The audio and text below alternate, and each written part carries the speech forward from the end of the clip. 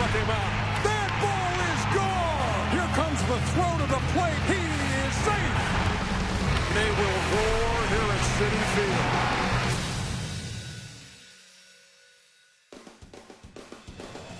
Game 1 was dominated by the Dark Knight.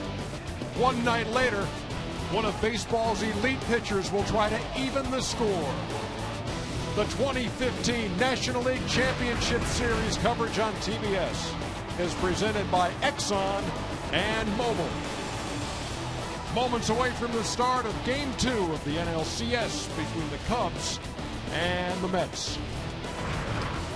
Welcome back to Citi Field, everybody. I'm Ernie Johnson along with Cal Ripken and Ron Darling.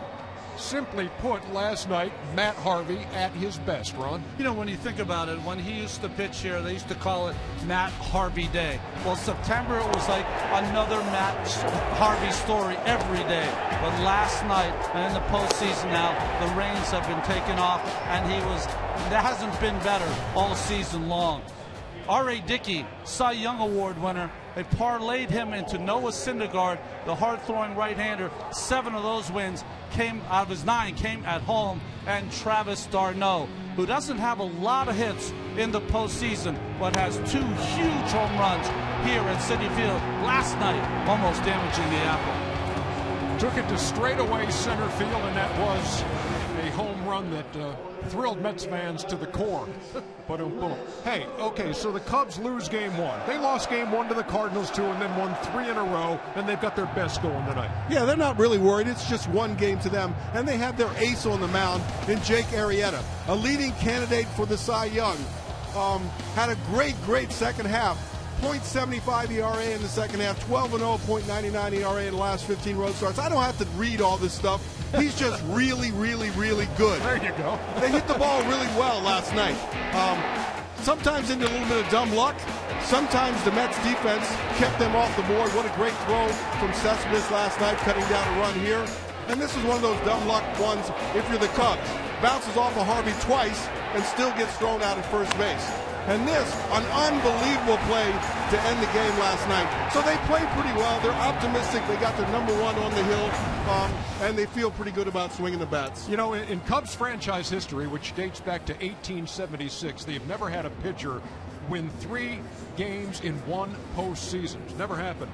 It could tonight if Jake Arrieta wins Game 2 and ties this series at a game apiece. The first pitch coming right up here on TBS.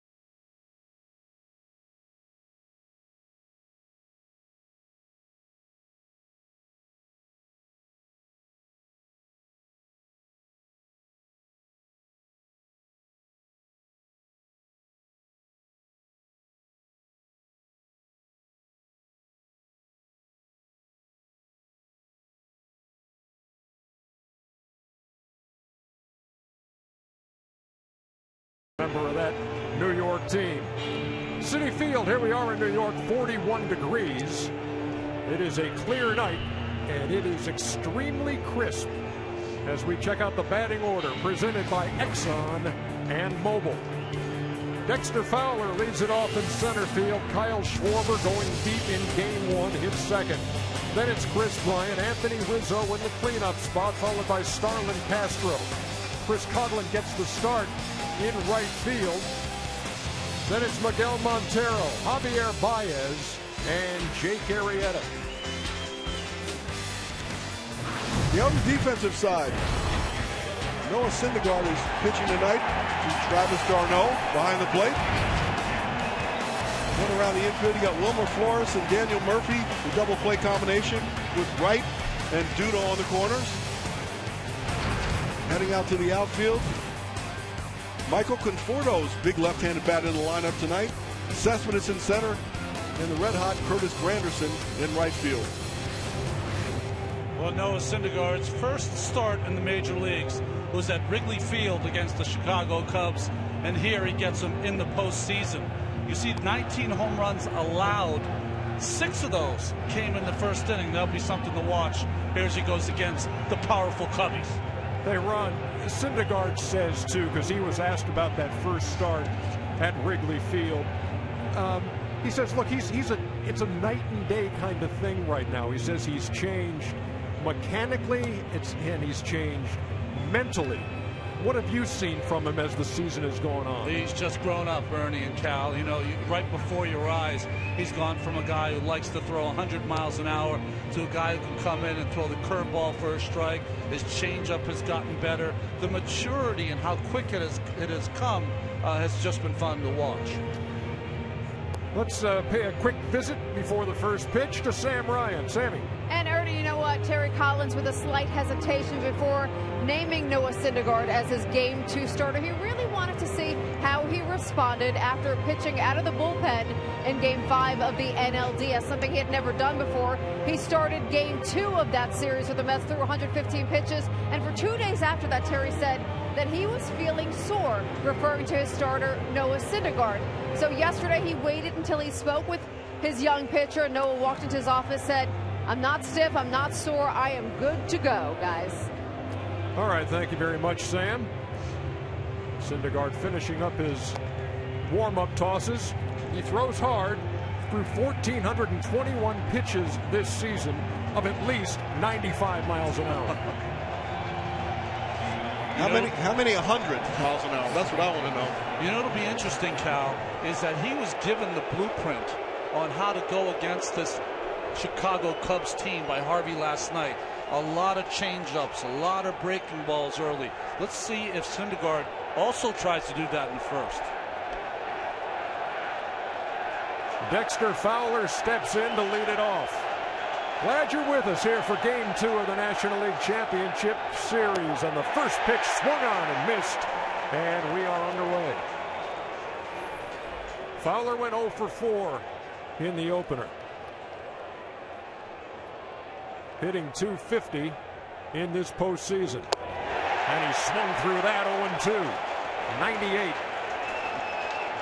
The Thor hammers are out.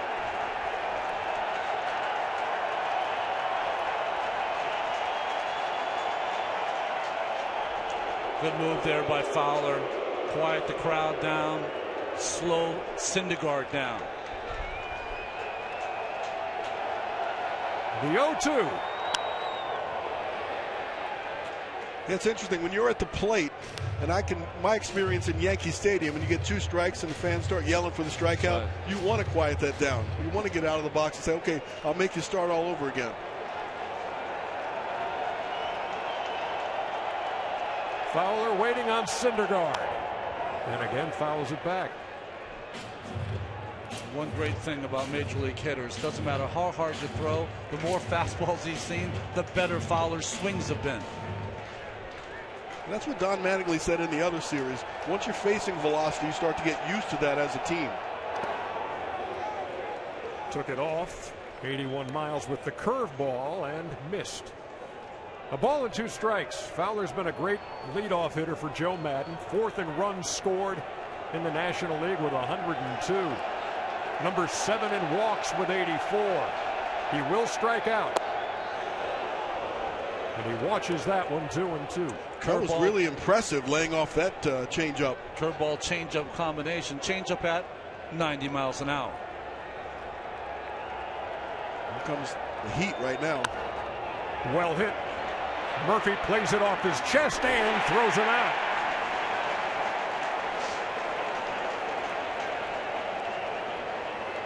Well, the guy who ended game 1 with a spectacular diving stop has the first ball hit to him here in game 2. Just made himself, Cal, into kind of a roadblock on that. And you talked about it in the open. Another bullet off the bat of the Cubs right at him. Good swing, good at bat overall. Gives the second and the third hitter a chance to see what he's got working. Well, here's Kyle Schwarber. Curveball to start him off. 0-1. Yeah, Schwarber said something yesterday talking about Harvey ready for the heat, and he came with the off-speed pitches right away, and he's behind in the count. Tried to check, and he couldn't. Eric Cooper down there at third base said he went. Tim Timmons is behind the plate. Ted Barrett at first, Paul Emmel at second, Cooper at third, Bill Miller down the left field line as Schwarber goes down swinging. Rob Drake is the umpire down the right field line. 2 up and 2 down here in the first. Well, after that home run on the fastball last night, curveball, changeup. I was about to say the exact same thing. They tried to sneak a fastball past him a couple times last night. Couldn't get it past him.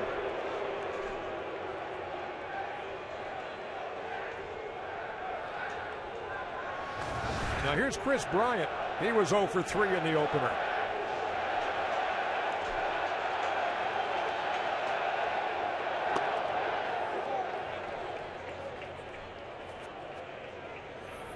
Bryant just 3 for 23 in this postseason, which includes the Cardinals series and that wild card win over the Pittsburgh Pirates.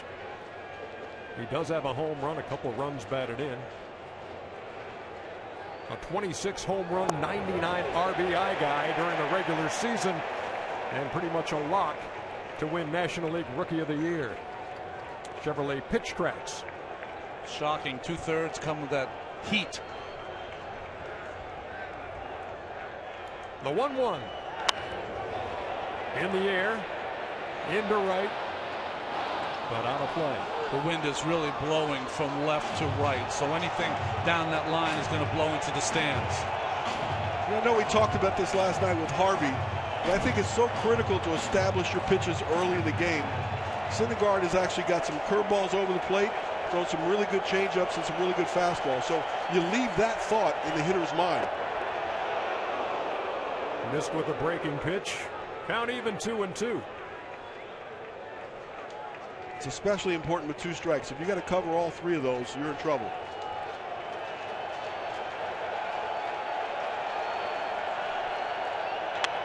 Well hit, base hit into left.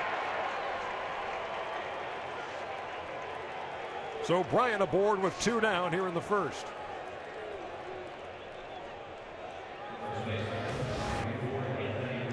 Again, he tries to sneak a fastball past him. And Bryant shows how quick his hands are.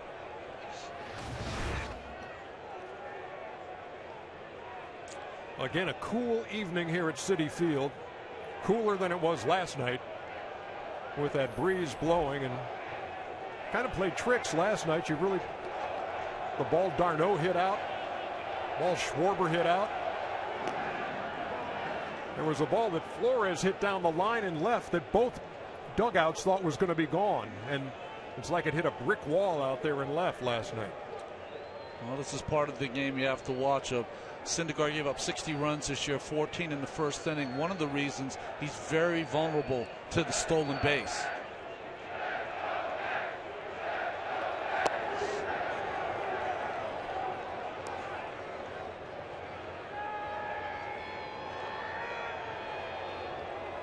You think about Bryant and all of his power numbers, you almost overlook the fact he stole 13 bags in his rookie season. Rizzo waiting on a 1-0 from Syndergaard. And that's over for a strike. Count even. Rizzo just trying not to get drilled all night tonight like he did last night. Hit by a pitch, hit on the hand, trying to get back to first base. Yeah, talk about unlucky. It wasn't about hitting balls at people. It was about him getting hit. Opponents successful. 17 out of 18 stolen bases, including the postseason. With Syndergaard on the mound, he fooled him there with the change. 1-2.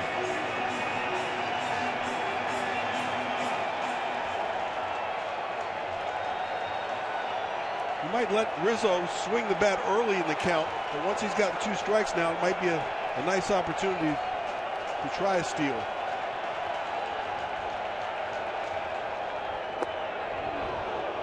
Missed down low, 2 balls and 2 strikes. Anthony Rizzo, when he first came up, he looked like a guy who was just going to be a power hitter. He is just a complete hitter now. Complete player all the way around. Yes, he is. Really good at first base.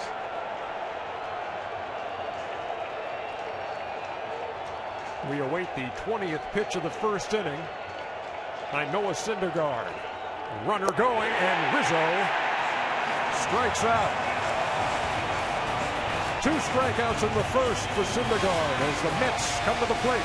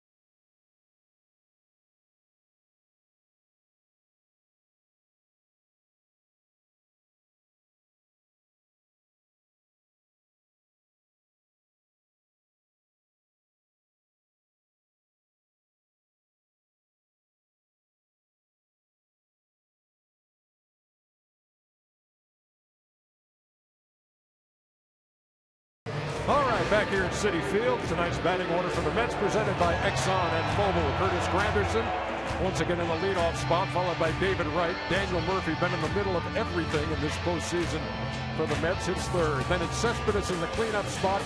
Lucas Duda trying to break out of a prolonged slump in the 5-hole. Then it's Travis d'Arnaud, Michael Conforto, Wilmer Flores, and Noah Syndergaard doing the pitching. There is Jake Arrieta, maybe the Cy Young Award winner in the National League. Well, you saw his numbers. Cal told you his last 15 road starts, 12-0. Inside to Granderson, 1-0. And how about no sleeves on a night like this? missing his location by a long way, isn't it? Possibly. I think it was designed to go away. Shift is out for Granderson early. There's a strike to even the count at 1-1. As unhittable as he seemed at the second half, he shows a little vulnerability in the playoffs.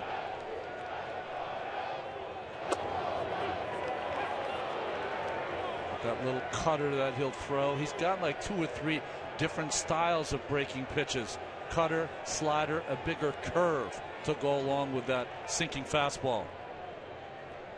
Granderson waiting on a 1-2. Breaking pitch stayed outside. 2-2. Granderson with 7 runs batted in the postseason. 2 of those last night, as the Mets took the opener 4-2.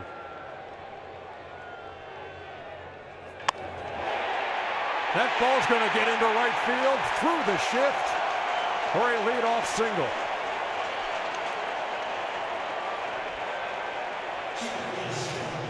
Matt Weiner also with us tonight. Matt, what you got?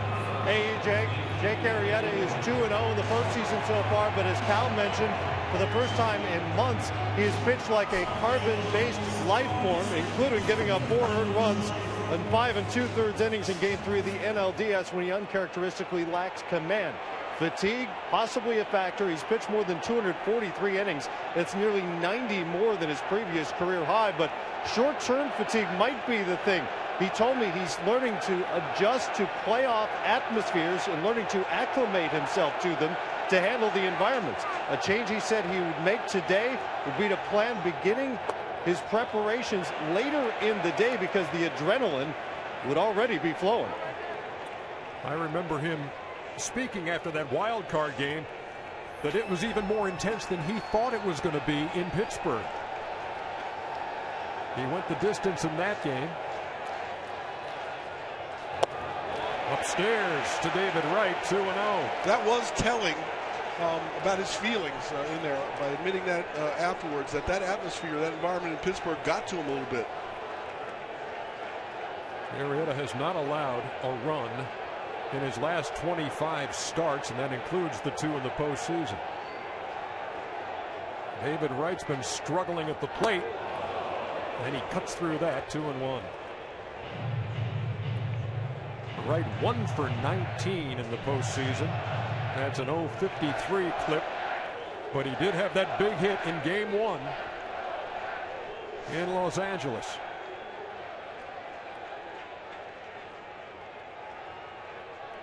Granderson with a lead at first. Arrieta at the belt. There goes Granderson.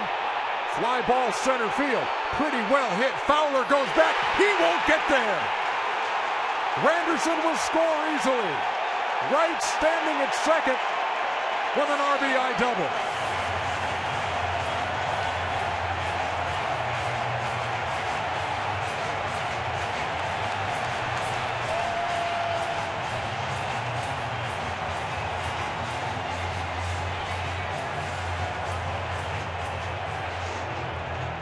After 25 starts without allowing a run in the first inning, the Mets get to Arrieta here in Game 2.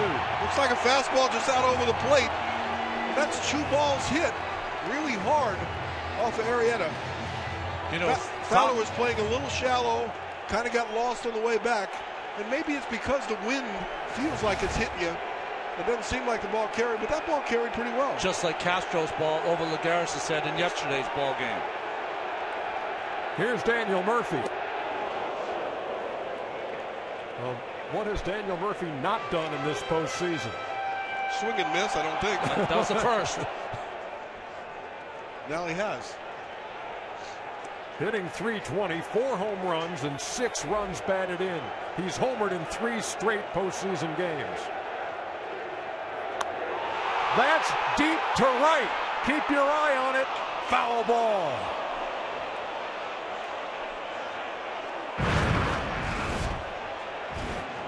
A little cutter left over the plate by Lester, and he went up in the Pepsi porch. Very rarely do you see a ball hit by Murph up there.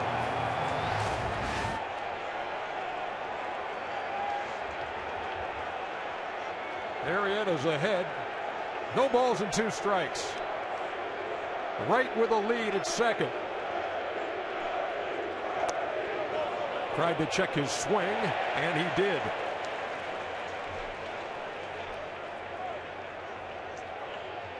It's interesting that Murphy is hitting most of these pitches middle of the plate in. Only at bat he did not look good on yesterday was the ball away. That was away there.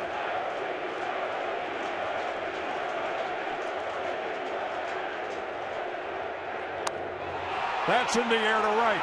That's pretty deep. That ball is gone. Daniel Murphy has struck again.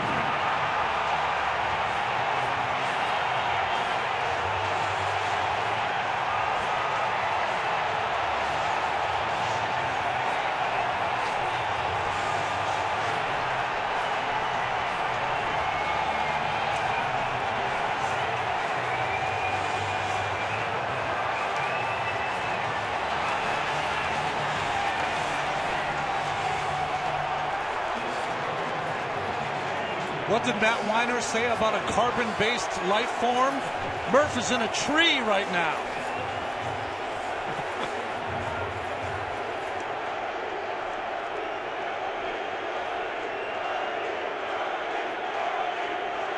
They're demanding a curtain call here at Citi Field as Cespedes steps in and watches that one 1-0. Here he comes.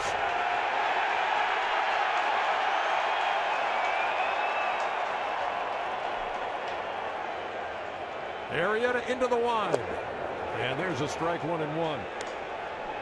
3 Mets to the plate here in the first. 3 hits, 3 runs. Single by Granderson, double by Wright. Home run for Daniel Murphy. I think it really tells you how the wind is really rushing out to right field. Murph didn't really catch that like he caught the pitch yesterday, but kind of just blew it right over that right field wall.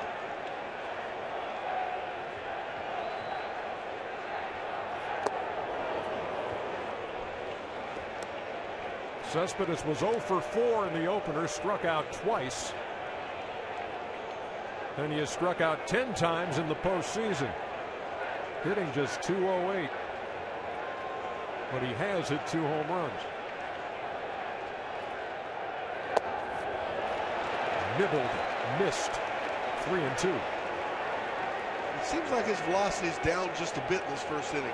I've been watching pretty carefully the radar gun. 93, 94, I think he's hit 95 once.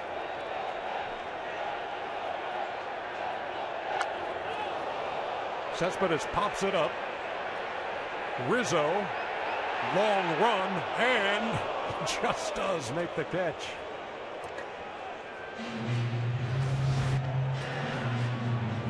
This is a curveball. It stays.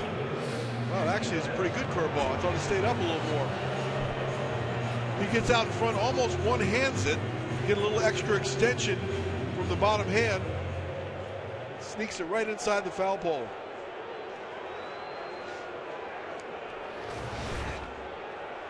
Well, here's Lucas Duda. 2 for 18 in the postseason, 11 strikeouts.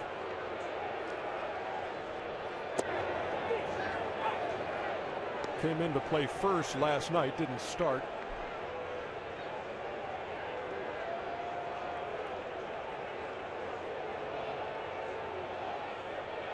Been a lot of talk about Daniel Murphy over the past couple of days, and well, I heard about the curse of the GOAT with the Chicago Cubs, and the GOAT was named Murphy. Well, it doesn't matter if it's a regular season game or a postseason game. Jake Arrieta has been so good this year, you've got to consider the team you're playing for. They can score tons of runs. Just go back to basics, hold the Mets here, and wait for your offense to get going. The 0-2.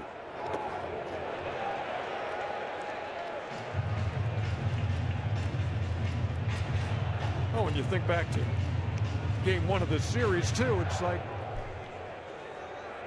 they brought the tying run to the plate in the 9th inning. And as Cal pointed out as we came on the air, a lot of balls hit right at him. And Schwarber did go deep. That's inside the Duda. 2-2. The Cubs managing just 5 hits in the opener, 2-5-0. The Mets 4-8-1. And Mets pitching with 10 strikeouts, which is not a big surprise against a Cub team that led baseball in that department. And Duda, for the 12th time in this postseason, a strikeout victim.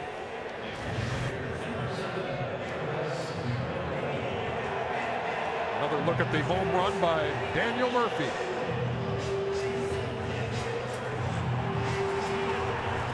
Top step in it.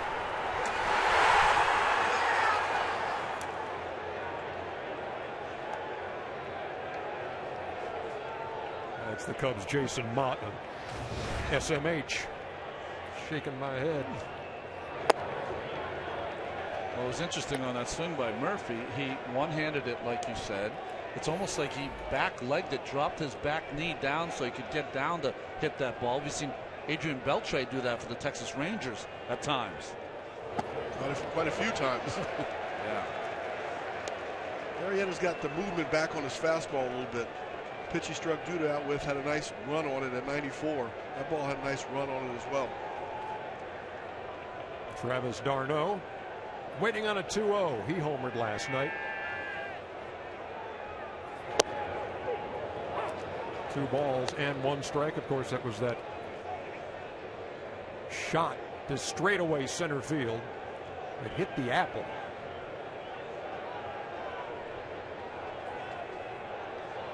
And they put a Band-Aid over it today. Did it really put a hole in the apple? Just a cute idea. I think it was probably just for effect.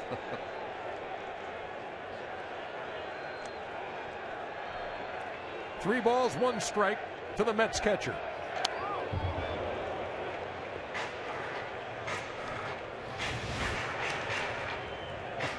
So that was the Band-Aid. They had it there in pregame, but have since taken it off. Better when the air gets to it, I assume. It's an advertising opportunity there. You're always thinking, Iron Man. 3-2. And strike 3 called to d'Arnaud. But the Mets get on the board with a homer from guess who? Daniel Murphy. A 3-run first. We'll be back.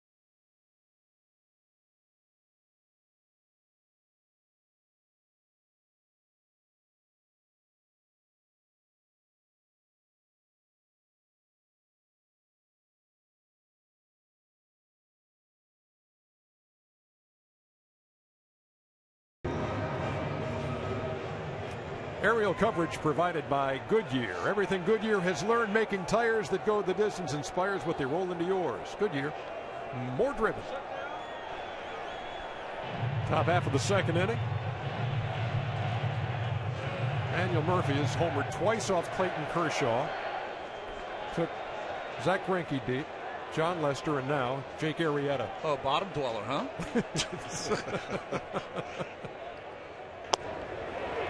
Noah Syndergaard facing Starlin Castro as we move to the top half of the second inning. Castro took some nice at bats. That double to center field and a line drive out to Murphy. Always talk about the shutdown innings after your team gets you on the board. And the Mets providing Syndergaard with 3 in the first. 2.58 the ERA for the rookie. His ERA during the regular season 3.24, so a little better in shutdown innings as Arrieta tries to compose himself.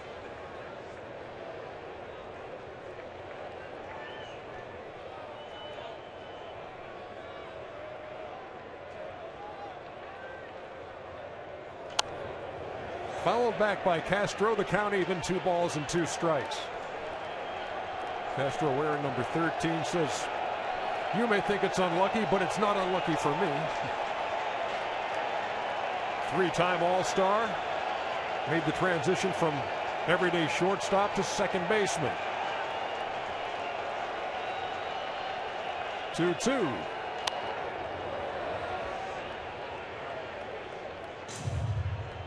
Well, the Cubs are making Syndergaard work here.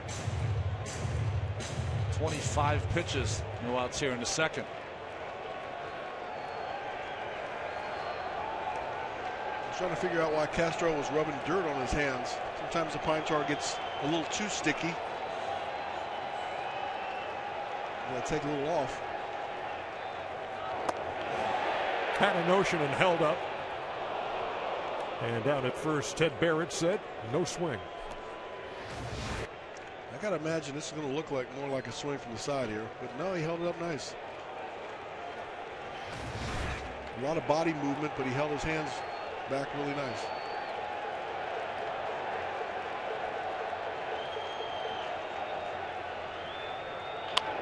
On the ground to third, David Wright. 1 down.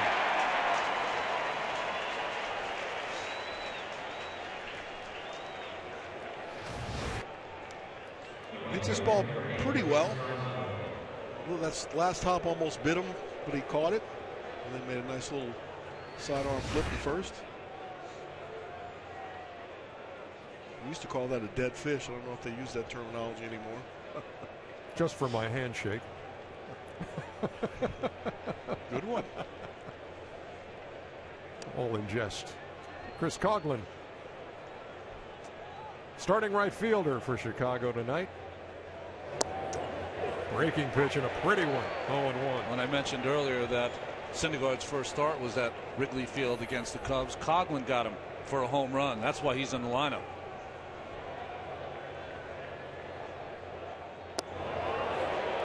Coughlin was the National League Rookie of the Year back in 2009 with the Marlins. Then he had a serious left knee injury the next year. And it bothered him for a season or 2. That's in the air to right field. Granderson is back at the track, at the wall, leaping, and he made that catch.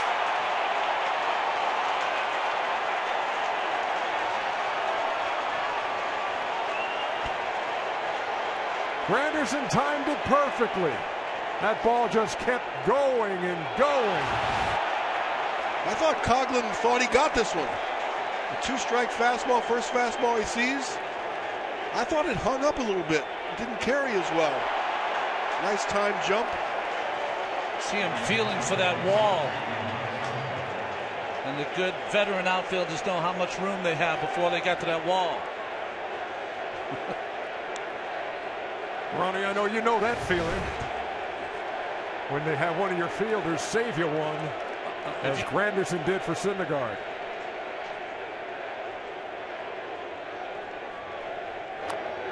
Here's Montero. If you're pitching and you're first starting the major league, someone took you deep and he hits another one like that, and Coughlin's like dumbfounded. You gotta be kidding me. His reaction when he hit it, thought he got it. Thought he got enough to get it out of here.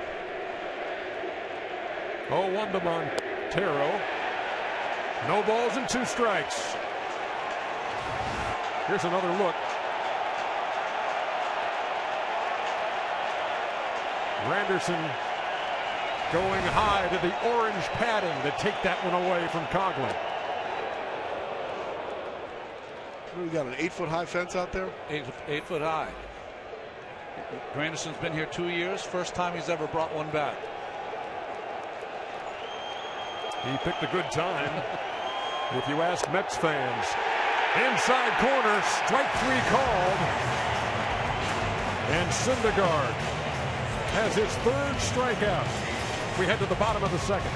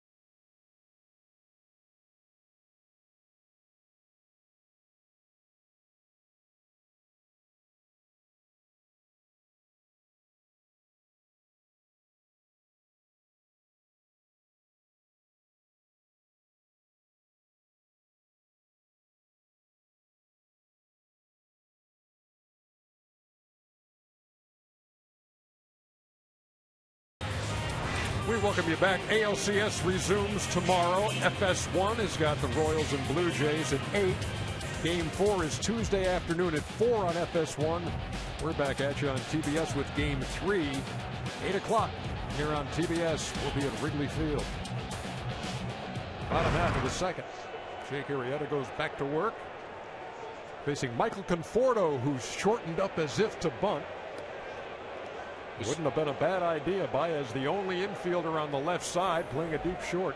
We saw Granderson yesterday leading off the ball game try to do it twice. You got to leave some doubt in that shift. You just can't go over there and play as far back as they want. Still think we might see an actual bunt against the shift in this series. Missed with the 1-1. 2 balls and 1 strike. Last time Jake Arrieta found himself down 3-0 in a game, it was July 25th. And that was the game when Cole Hamels, still with the Phillies, no-hit him. That's the last game Arrieta lost. July 25th. It's been that dominant a season and that great a second half for Arrieta. 22 wins in the regular season, 2 here in the post, and as we pointed out as we came on the air, there's never been a Cubs pitcher to win 3 games in a single postseason, ever. He can be the first tonight. But the Cubs are going to have to come back to do it. Conforto goes down swinging for out number 1. Now, Tom Goodwin, the first base coach of the Mets, wearing a wire tonight. Check this out. Atta baby! Nice job, baby. Got no outs. 3's on line. Paul, how you doing?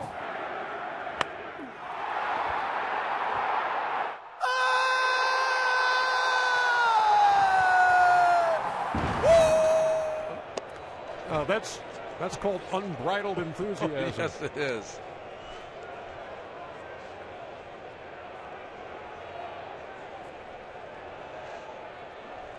Tom Goodwin's I thought it was a little bridled.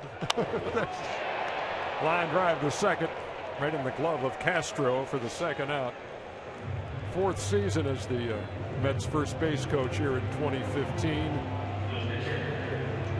369 career stolen bases and stole home 3 times, did Tom Goodwin. He could fly down to first base. Known more as a singles hitter, but I'm in his book. Took me deep. Last stop in his career was the Chicago Cubs. There's Noah Syndergaard. Another of those Mets pitchers who likes to swing the bat. Went 3 for 3 in a game against the Phillies with a home run. They got a right-hander, DeGrom, who hits left-handed. Syndergaard, right-handed, hits left-handed. Zach Wheeler, who will be back at the All-Star break, a right-hander that swings left-handed. And Steven Matz, who throws left-handed but hits right-handed.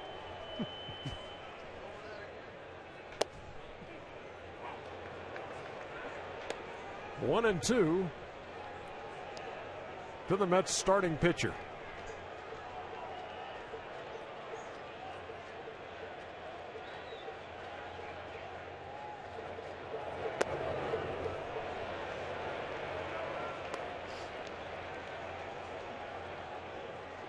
Every time I see Syndergaard and DeGrom, I think of Dennis Eckersley and the admiration he would have for the moss.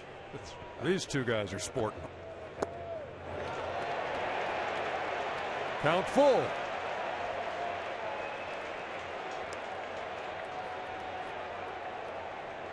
There's DeGrom, who gets the ball Tuesday at Wrigley Field.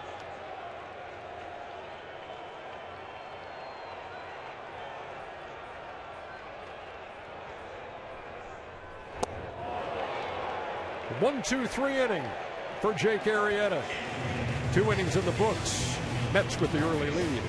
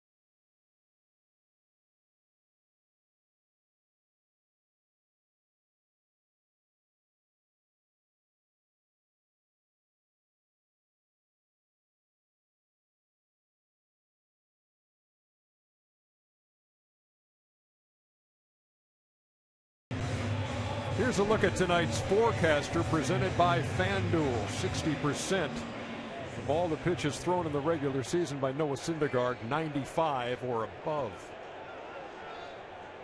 And here it is tonight, Ron. Yeah, he is a Texas gunslinger, isn't he? Yeah, I'm a little disappointed.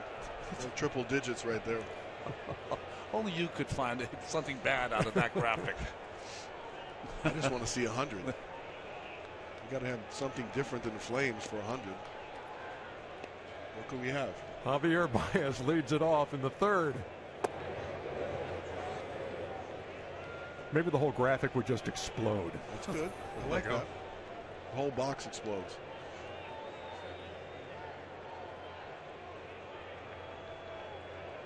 The 1-0. Baez in there as the starting shortstop for the Cubs due to the injury to Addison Russell. Rookie shortstop who, legging out a triple, pulled a hamstring in the Cardinals series in Game 3 and still unable to go for the NLCS. That's got to be killing him. Got a chance to play, was playing really well. Get a chance to be in the playoffs. Baez is impressed too. I mean, you got Baez, you got Castro, you got Russell up the middle. Can move him around, and that's right off the end of the bat as Baez stays alive.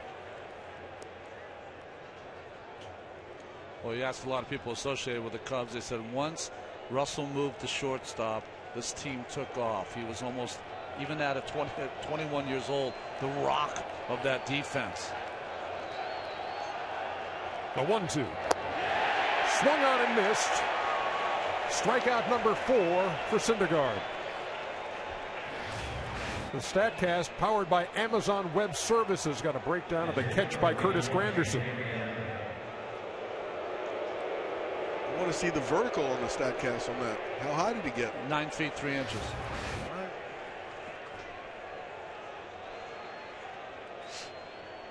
That came in the second. We are playing in the third, and Jake Arrieta steps in.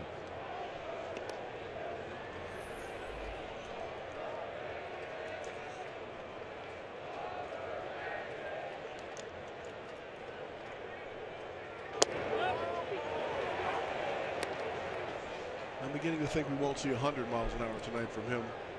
And remember, he came in relief, and he also got up, 4 times in the pen. Ball and 2 strikes. That was a decision that Terry Collins made with was a lot of thought went into that. Do I use this kid in that setting in Los Angeles in that decisive 5th game? He went with his gut. Turned out great. Well, they were going through the middle of the lineup, which includes Adrian Gonzalez, and he had to go with the best arm that he had, and that night it was Syndergaard.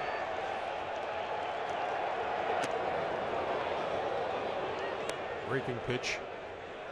Stayed high. 2-2. Arrieta can swing the bat. 2 home runs in the regular season. But he strikes out here. Handful of strikeouts for Syndergaard. 2 down here in the third. Well, just blew him away with the 4-seam fastball upstairs. So the first time through the lineup, 5 strikeouts for Syndergaard. 5 strikeouts last night for Matt Harvey. First time through the lineup.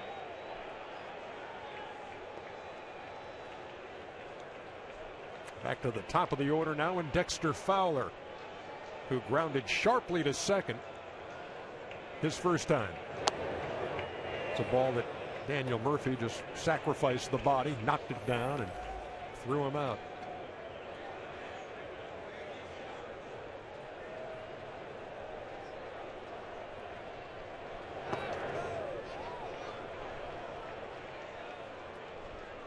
Curveball first pitch, then comes back with a 1-0 changeup. He's done a good job of getting those secondary pitches over so he can utilize his fastball with 2 strikes. The wiggle of the finger is the 2-seamer. Over for a strike, 2-1. Two-seamer for Syndergaard will have a little bit of run on it, a little bit of sink, but he throws so hard it doesn't have any time to sink.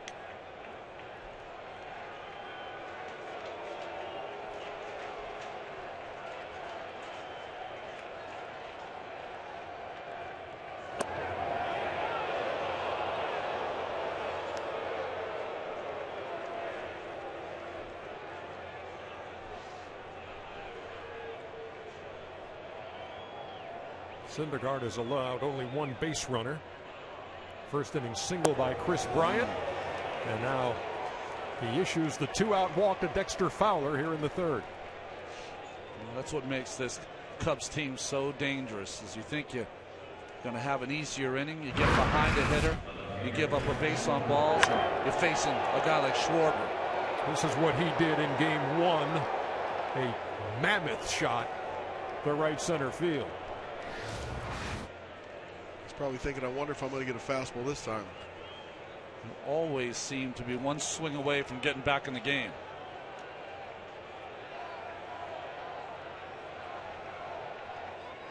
Fowler edges away from first, and here's the pitch. Big cut. Came up empty. 0-1. Cubs have scored 26 runs in the postseason, 19 of them via the home run. That's a 73% figure. And of course, Schwarber with a solo shot last night.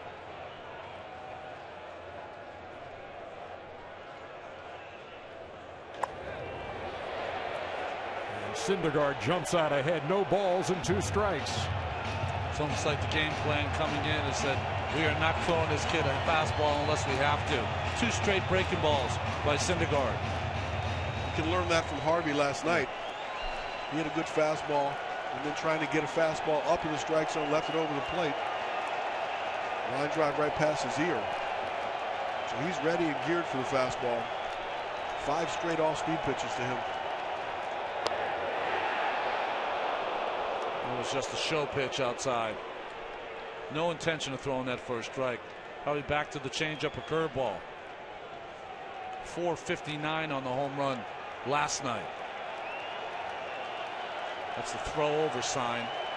Fowler on first, lots of speed. It's funny when you see that sign. That used to be a sign in the olden days of hit the batter. And now it's changed it to throw it over. I don't think they give any sign anymore to hit the batter. That's right. Because it can be seen on TV.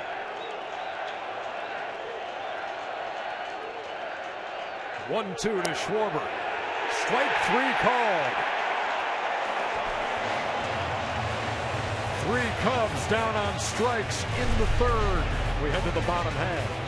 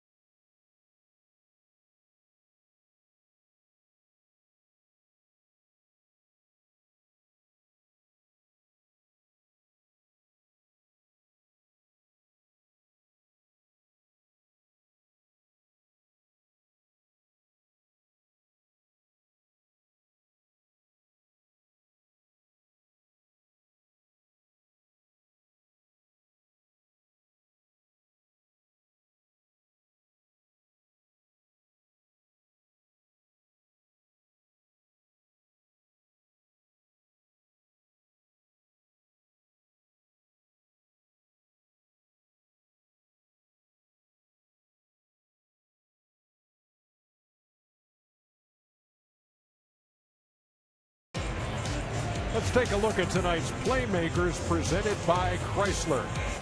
The guy who will lead it off for the Mets here in the bottom half of the third, Curtis Granderson, hitting .409. Look at that on-base percentage, and 7 runs batted in, and he's reached safely in all 7 Mets playoff games, including tonight when he singled to lead off the bottom of the first. He scored on a David Wright double, and then Daniel Murphy unloaded a 2-run shot to make it 3-0. So those 3 come to the plate here in the third. You know what's interesting about Granderson? He's almost, you've heard of a Renaissance man. It's like a Renaissance player. When he was with Detroit, it was triples and steals. And with the Yankees, over 80 home runs in 2 years. And now back to an on-base percentage guy. Still with a lot of home runs, though. 26 bombs this year. He was traded, member, for Austin Jackson, who's now a member of the Chicago Cubs. And in his career, Granderson now 11 for 31 against Arrieta with 3 home runs, and those 3 came when he was with the Yankees and Arrieta was with the Orioles. Arrieta was a different pitcher then. Granderson draws a leadoff walk in the third. And every time you've looked up, guys, Granderson has been on base. Before we did that wild card game, Joe Madden said to us, what was the most impressive thing about Jake Arrieta? He said his fastball command since August has been impeccable. Outrageous, to use the Joe Madden word. It has not been so far early in this game. I thought he started to right himself here after he gave up the home run. Started to get a command of his fastball. The fastball was moving, mixed in some changeups and breaking balls. Yeah, he had set down the last 6 he faced after the Murphy home run. But Granderson draws a walk to lead off the third, and here's Wright, who doubled him home his first time. I saw David Wright hitting early in the cage today. Looked like he was starting to work on something. And out here on the field, he was hitting every ball to right field. Trying to stay inside the balls, trying to let the ball get a little bit closer to him. That's his strength, is to the opposite field. He was making a committed effort to do just that during batting practice. There was a bullet on the check swing right into the crowd and right past Daniel Murphy in the on-deck circle. Well, we mentioned before, Syndergaard is vulnerable to the stolen base. So is Arrieta. 82% success rate against Jake. Mets don't run a lot. Granderson, one of their few threats.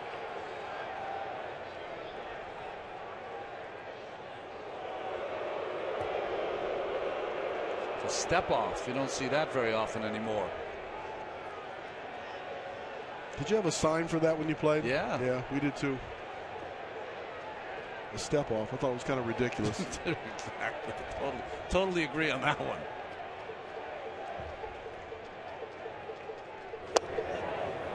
The 0-2 missed inside. 1 ball and 2 strikes to David Wright, who has 2 postseason hits, and both have produced runs. Although a step off, a quick step off done right, could give you an indication in a bunting situation where the guy squares.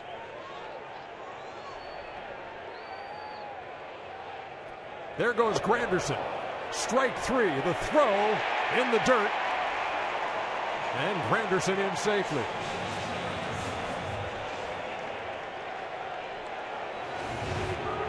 Well, it wasn't a great jump, Cal. And a look in, too. I thought it was a pretty good jump. Ball in the short hop. Granderson slid right into the foot of Castro. That's a popular thing now with middle infielders, to get in front of the bag and try to let the ball travel and reach back. I still would prefer the straddle of the bag. Gives you a better athletic position maybe on that one to kind of lean back a little bit, buy yourself some time to pick that, and then put the tag straight down. Travis Wood loosening in the Chicago pen as Jake Arrieta works here in the third.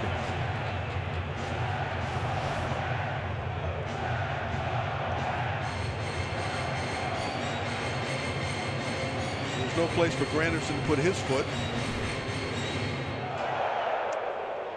What did Joe Madden tell us? In the postseason, you can become very intolerant of starting pitching. Usually don't have to worry about that when Arrieta's on the mound. Well, the red-hot Daniel Murphy will be walked to get to Yoenis Cespedes. I'm shaking my head. To walk Murphy to get to Cespedes. I think Arrieta was thinking that too. That's why they had a conference out on the mound saying, what?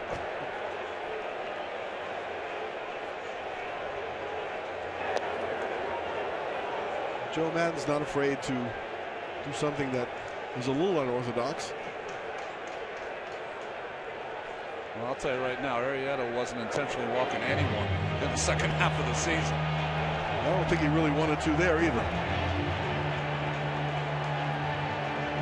The rabid Mets fan Jerry Seinfeld among the 44,000 plus enjoying every second of the first two games here in the NLCS. Jimmy Kimmel threw out the first ball. Comedians love the Mets.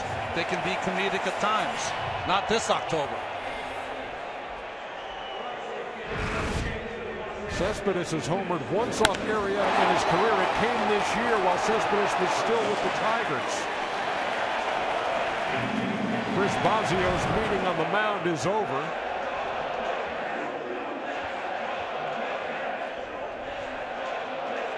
So Daniel Murphy, who homered for the fourth time in this postseason, in the first, a two-run shot, intentionally walked. He's at first, Granderson at second, one out, and here's Cespedes.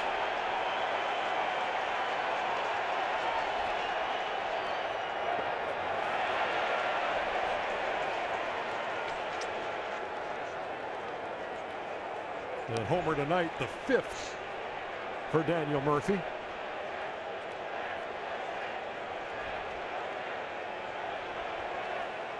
He's taking a lead off, looking at Granderson, making sure if he does go, he wants to get a good break as well to get to second base. The 1-0. There goes Granderson. There's the throw. It's late. So they were communicating, but I guess they got the communication wrong a little bit. Murphy must have lost his nerve. Granderson did not.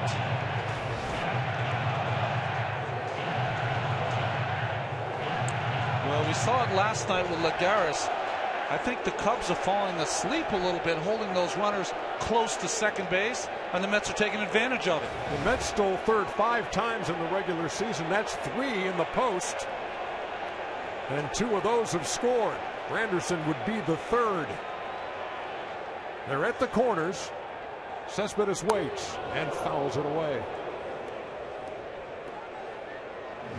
You talked about Granderson being one of the few stolen base threats for the Mets. He swiped second and third here in the third. You can take chances when you're playing with a 3-0 lead. A little different when it's 0-0. With Murphy not going, though, the double play still in order.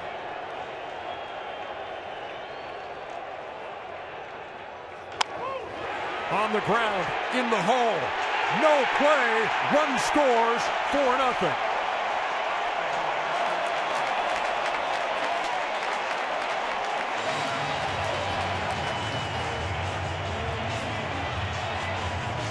That's a Curtis Granderson run right there, Cal. Gets to third base. This is a hard hit ball in the hole. Outside chance of throwing Murphy out of second base. Not much of a chance, I think, getting Cespedes.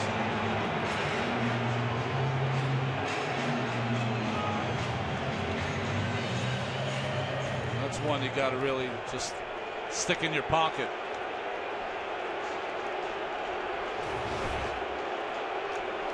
So now a 4-0 game. Runners at first and second. 1 out for Lucas Duda. He takes a strike, a strikeout victim his first time. The struggle here in the postseason continuing. He's 2 for 19 with 12 strikeouts.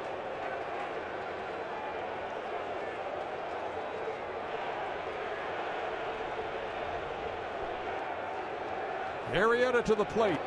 That ball bounces away, but Montero keeps it in front, and the runners stay put.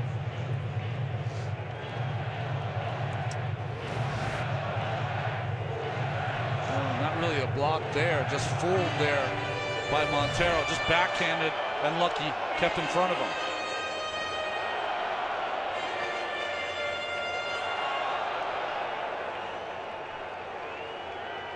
Joe Maddon's been fighting a cold and flu kind of thing, and this isn't making him feel much better here in game 2.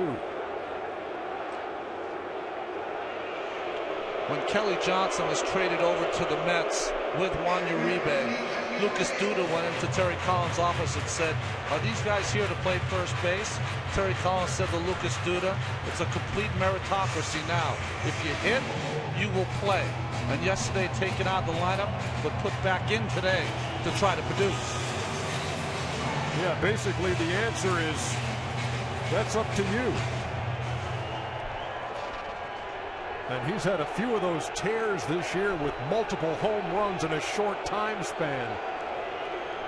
And he has struggled here in the postseason.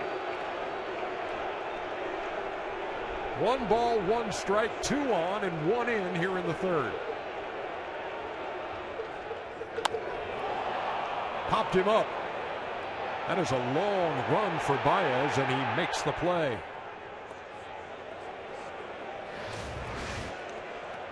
Here's the Granderson steal of 3rd with our StatCast numbers, presented by Amazon Web Services. You notice that double clutch by Montero. 3.9 seconds. That's not extremely fast. He got up to 20 miles an hour, though. Curtis Granderson staying warm in that dugout. Chilly night here in New York. Curtis told me before the game it's on defense where it really takes its toll. You're in certain parts of the ballpark and the wind is hitting you a little worse than others. Well, I think that's why with the pop-up by Duda, the umpires did not call for the infield fly rule, because it's just so difficult right now on anything in the air.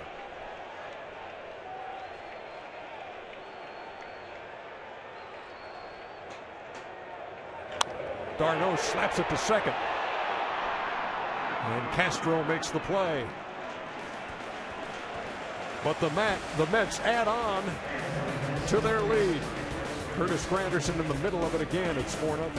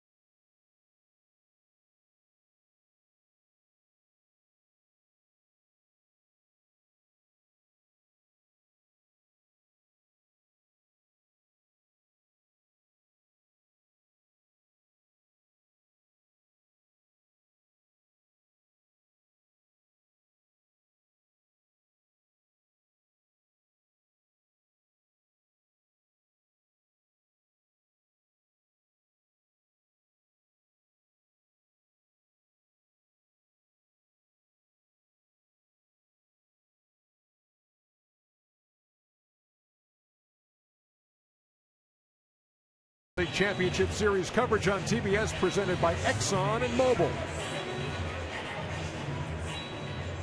We move to the top half of the fourth inning. Mets now on top, 4-0. Curtis Granderson scored in the bottom half of the third after a leadoff walk, and he stole a couple of bags. See the shift for the Mets. Murphy up the middle. Right side open. Just Duda. Here's Chris Bryant, who has the only Chicago hit. A 2-out single in the first.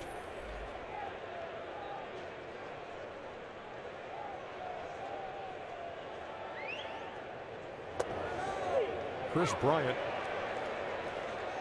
made a video in Chicago for a driving service there where he took the wheel and had unsuspecting passengers riding with him, making small talk about the Chicago Cubs. And he finally had to reveal to them. They'd say, yeah, I know there's this Bryant who's pretty good. He told one passenger, yeah, I'm really a big baseball fan. I really want to play baseball. And the guy said, then why aren't you in the big leagues? He said, well, I am. I play third base for the Cubs.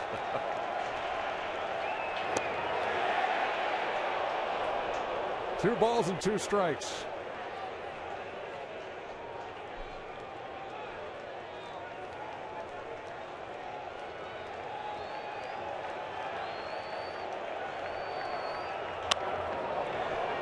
In the air to left center field, playable.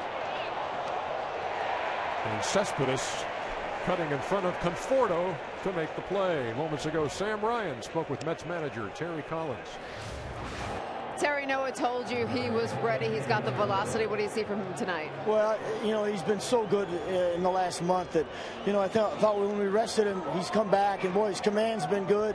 And tonight's tough to pitch with the cold weather, but he's throwing the ball great. We see it from Daniel again tonight. David, as a big smile on your face, David gets a hit. Curtis has been doing it all postseason, but what about the intensity you see from him tonight? Well, I tell you, our guys came ready to play. They're so excited to be in this spot, and we got to, David, that may get him going tonight. So if we can get Lucas start to swing the bat, we're going to be dangerous. Thanks a lot, Terry. You bet. Anthony Rizzo waiting and takes a strike from Syndergaard, 1-1. Rizzo struck out his first time. He's 3 for 21 in the postseason. Noah's not hitting the middle of the plate. Well, he's living outside, living down. Yeah, down is the key. The theme of his pitching so far. He's had that pitch around knees most of the night. On the ground, but just foul past first.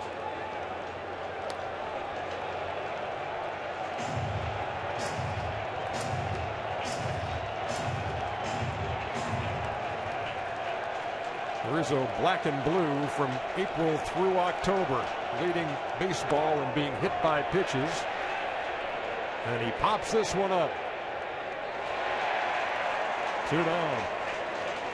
Yeah, the wind must be moving the ball.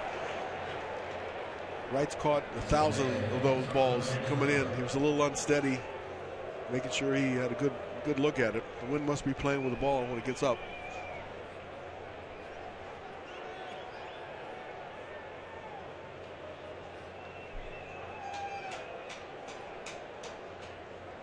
No, 2 up, 2 down here in the fourth. And here's Starlin Castro.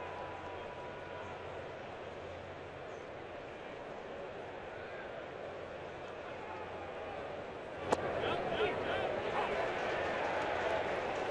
giving the Cubs some good at bats here in the postseason. Only regular who hasn't struck out.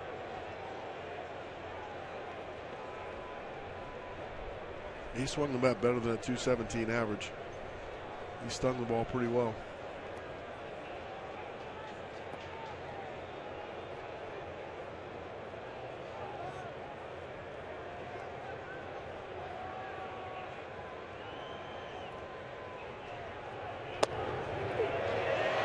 Paint 0-2.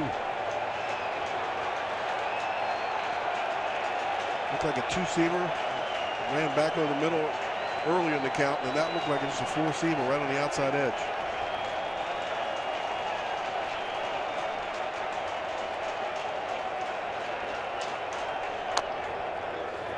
Little dribbler up the line. Duda gloves it. Makes the tag for out number 3. That ball was right on the line. Duda trying to get to it before it went foul. And that's out number 3.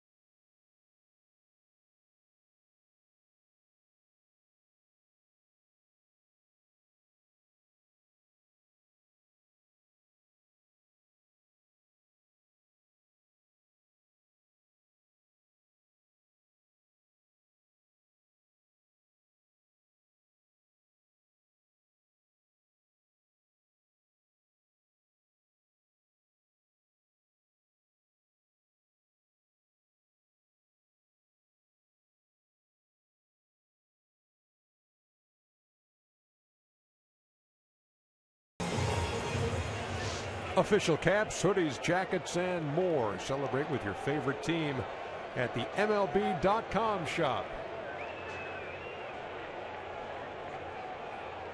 They're bundled up here at Citi Field. Temperature around 40 degrees. Bottom half of the 4th inning. Michael Conforto leads it off against Jake Arrieta.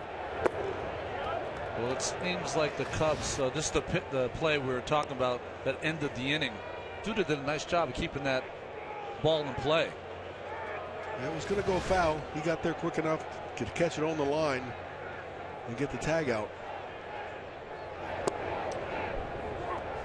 I was going to say the Cubs seem to have all of their young talent that are hitters in the big leagues right now. Well, this is the player the Mets think is going to be their best everyday player at some point.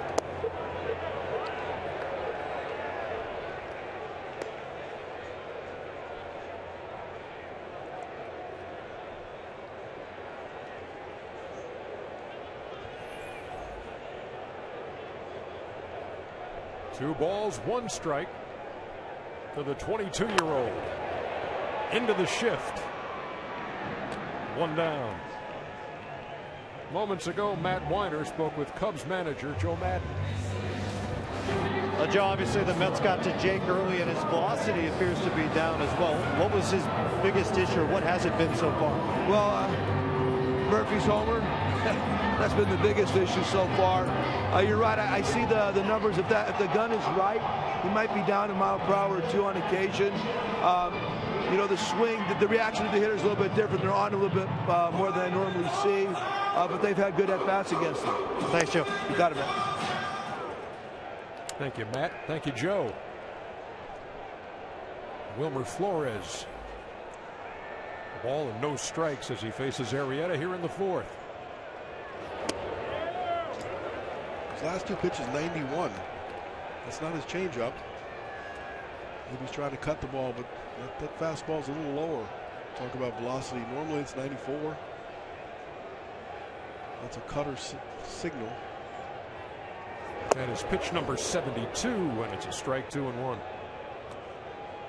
He took some off of that pitch. What problem that Arrieta presents to you is that he pitches on that third base side of the rubber, throws across his body, so it makes it very difficult on the right-handed hitters.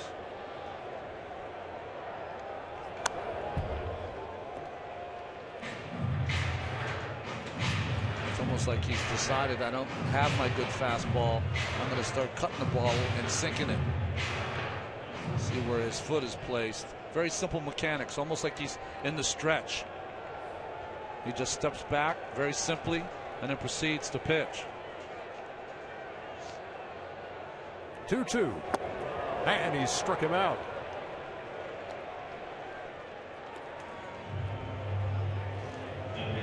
Strikeout number 6 for Arrieta. So this is the two-seamer. Set him up with a couple of cutters, sliders. Now he makes the ball go the other direction at 93. Nice leg kick. Watch where his right foot ends up. Left foot, sorry. That's way across his body. You can see the other spot. That's where Syndergaard's foot lands. And here is Syndergaard, who swings and misses 0-1. He is creating an angle that goes away from a right-hand hitter. It helps his cutter or slider. But I got to imagine there's not a whole lot of pitchers that step in the same spot that he does. And he never has to worry about fixing a hole. It's his.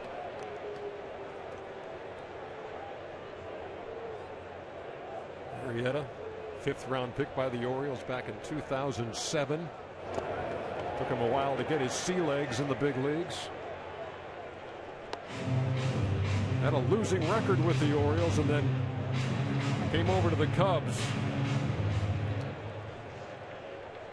And it's been a 10-5 2014 and a 22-6 record this year. On the ground to second. That's the easiest inning yet for Arrieta. Still a 4-0 game as we head to the 5th.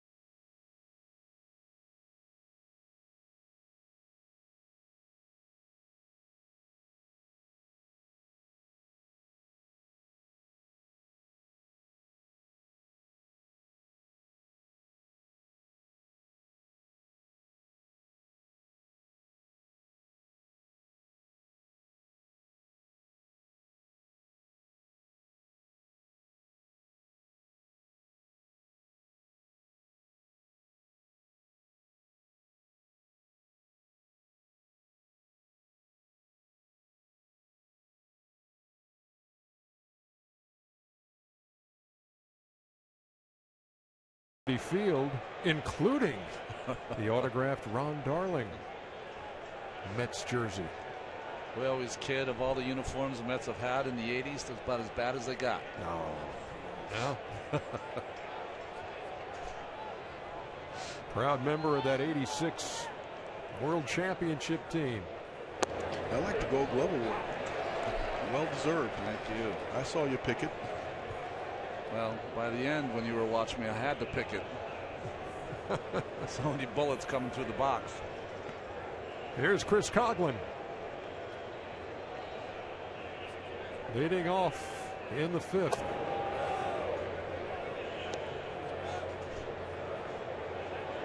Well, a little different ring than they have nowadays for the winners, right? A third of the size.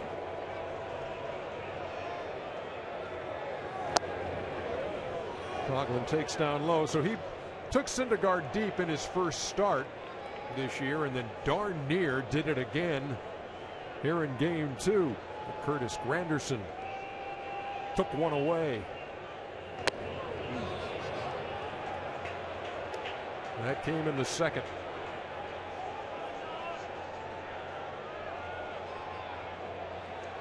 When you can turn on an 0-2 fastball like that, he's got now a chance to go 3-1 and look just dead red. Broke his bat. Right. Cut it off. Nice play. Got him.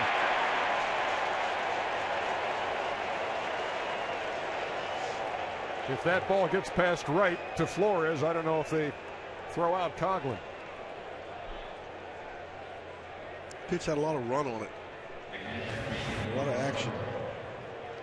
This is a man with a spinal stenosis condition. What a play. Cold weather. Yeah, that limited right to 38 games this year. Makes the play there to open up the 5th. And here's Miguel Montero. Took a called third strike his first time. Syndergaard has struck out 6. His high this year is 13 against Arizona. Whoa, breaking pitch, he did not go. That was tantalizing. Everything went in Montero's body except the bat.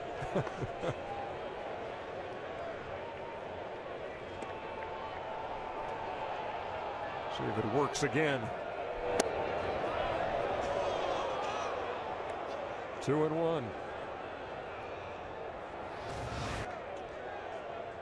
Well, it catches the inside part of our box, but when the catcher's sitting outside and the ball is backhanded, very rarely called by the umpire. Threw it past him at 97.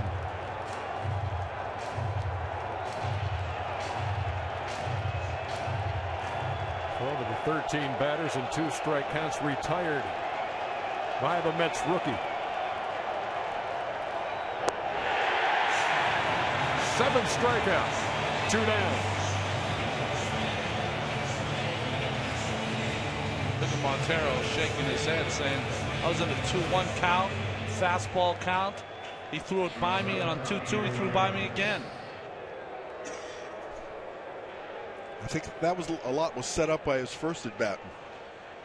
Saw quite a few off-speed pitches. Syndergaard makes the adjustment and goes to the fastball right on the outside corner. Here's Javier Baez with 2 down. Tommy La Stella has a bat. He's in the on-deck circle and would hit for Jake Arrieta.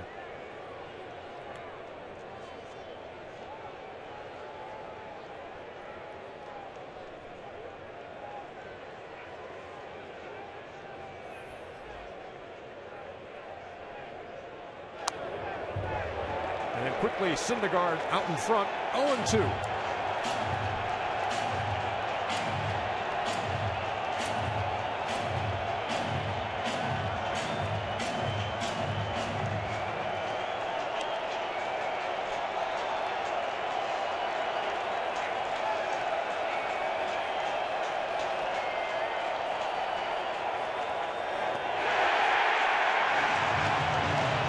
2 more strikeouts for Syndergaard. Here in the 5th, he is shutting out the Cubs in Game 2.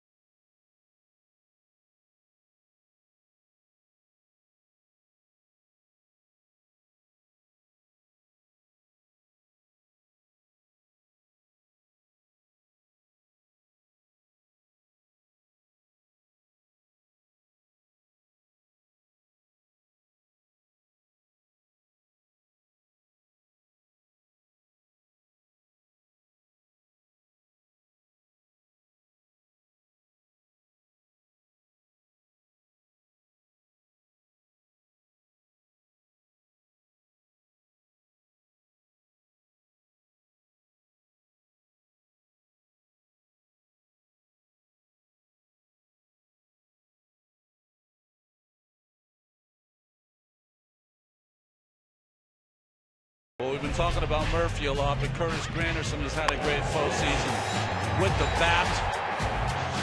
Chris Coughlin will tell you, with the glove and on the base paths, stealing second base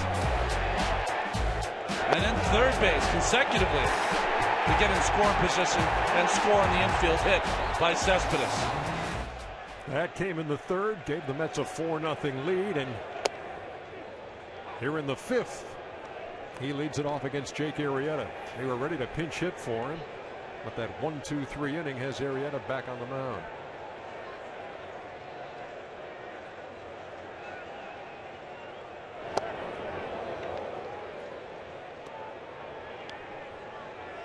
Arrieta's shortest outings of the season, 5 innings twice. June 16th against the Indians, a game in which he walked a season-high 6. And May 2nd against Milwaukee. He's working in the bottom half of the 5th here in Game 2. Mets have touched him up for 4 runs, 3 of those in the 1st. After a Granderson single, Wright doubled him home, and Daniel Murphy hit a 2-run shot. Way high, 2-2.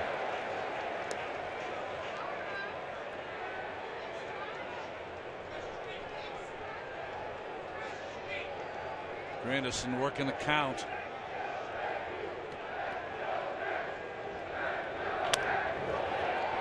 On the ground into the shift, they had him played perfectly, and there's 1 down. Take a look at the art of performance presented by Jaguar. Johnny Cueto, Marcus Stroman, the matchup with the Royals taking their 2-0 lead to Toronto. Johnny Cueto coming off his best start, and Marcus Stroman, if it wasn't for him coming back from his knee issues, maybe Toronto's not as far as they are right now.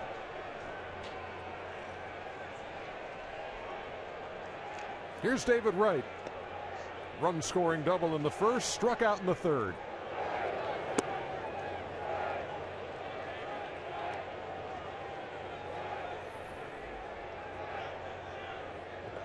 The Mets captain and the longest tenured active player in Major League Baseball. That's after Chase Utley got traded by Philadelphia to Los Angeles.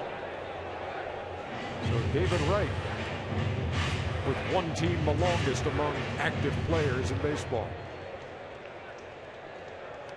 It's got to be just a shade ahead of Ryan Howard.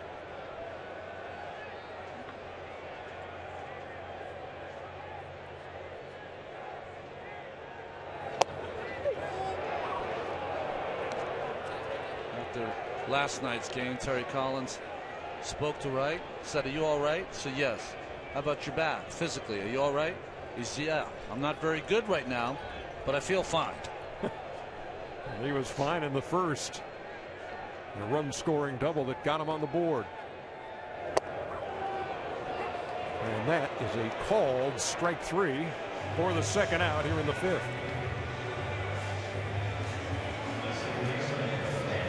And here comes Daniel Murphy, and here's the stat cast of his first inning homer.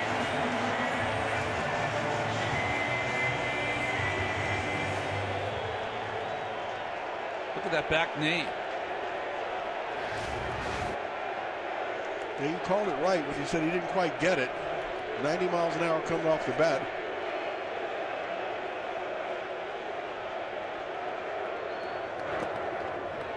Sentiment of many fans here. Sign Murphy, who's a free agent after the season.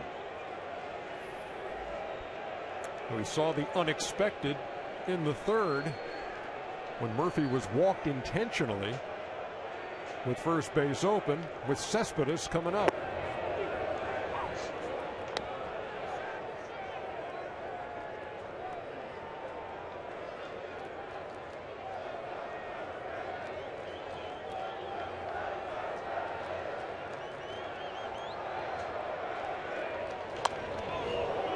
That's a good swing right there.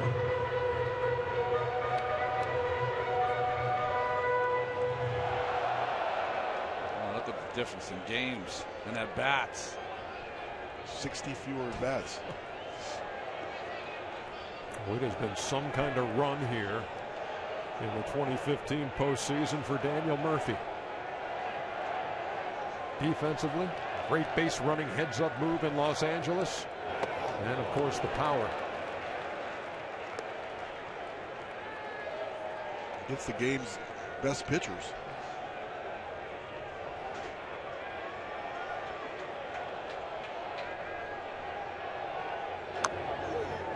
Yeah, when you take Kershaw deep twice, and Greinke, and Lester, and Arrieta, that's not a bad resume. Travis Wood has thrown almost an entire game down there in the bullpen. He looked like it on that shot. 2 balls, 2 strikes, 2 outs. So you think he's been up more than twice? Yes.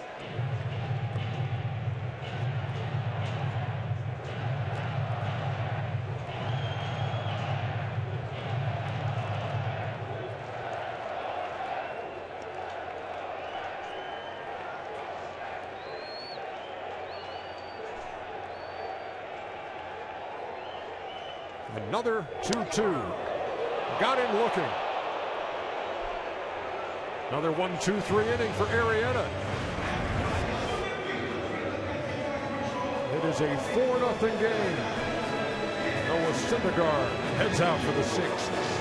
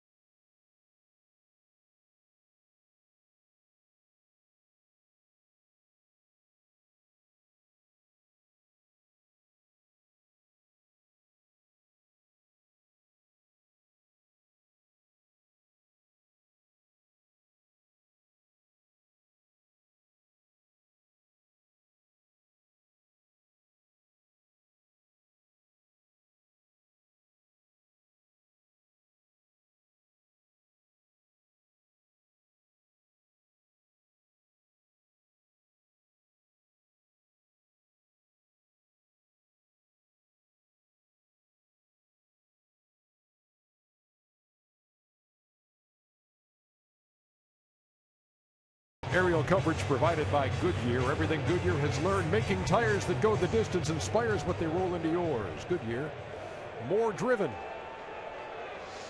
Jimmy Kimmel on hand to throw out the first pitch. Shaking off already.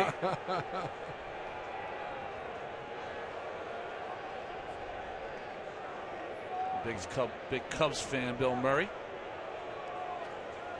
And a look of concern on his face with the Cubs trailing in the series 1-0 and down in game 2 4-0.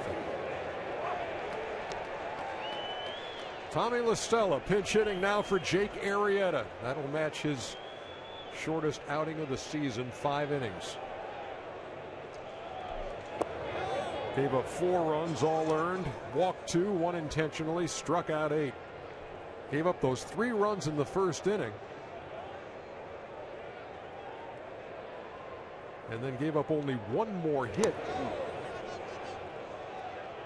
That was the Cespedes single that scored Granderson in the 3rd.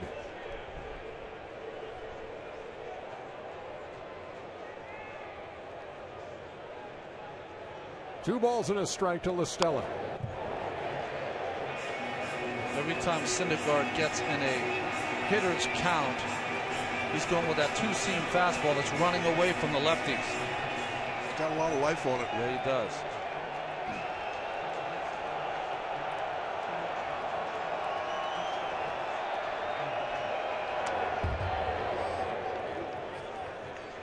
Fouled off the 98. 2-2.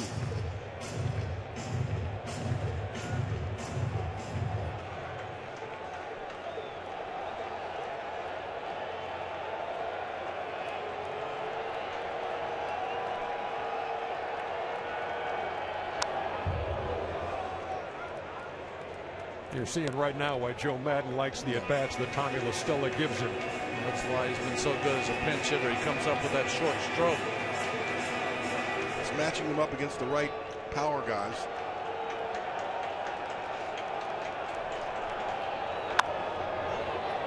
In the air to center field. Cespedes with plenty of room, 1 down.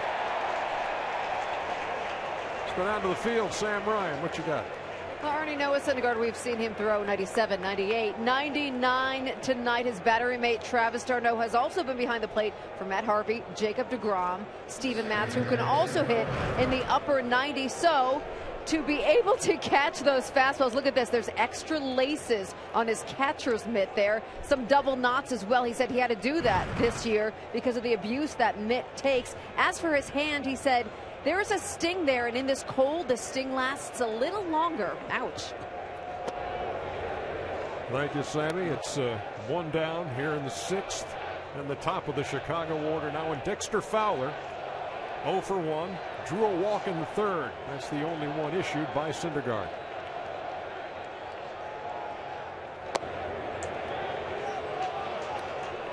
I'll tell you, though, as a catcher, you got to feel great when you can be the caretaker of such a young and talented staff.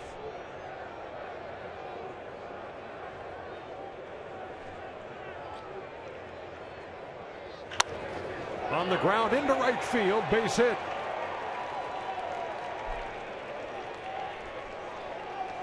Just the 2nd base hit for the Cubs here in game 2. And it comes with 1 out in the 6th. Time for records and milestones presented by Jim Beam. Drink smart. Kyle Schwarber steps to the plate. 4 postseason home runs before the age of 23. Pretty good list to be on right there. For more records and milestones, go to BleacherReport.com. Syndergaard has handled Schwarber tonight, 0 for 2 with a couple of strikeouts. That ball gets away, and Fowler's at second.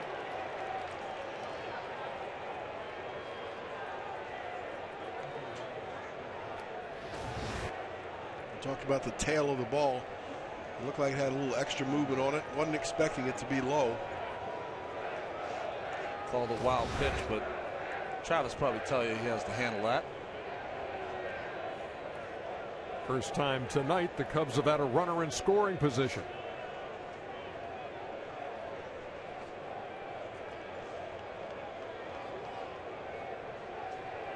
And there is activity in the Mets bullpen. Bartolo Colon, Jonathan Meese.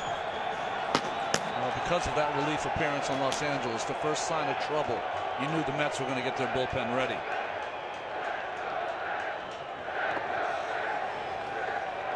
Schwarber takes down low, 2-0.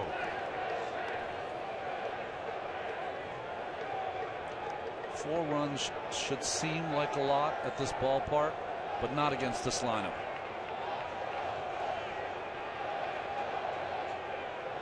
You're going to see power against power right here. Fastball with a 4-0 lead. We bluff Fowler back to second.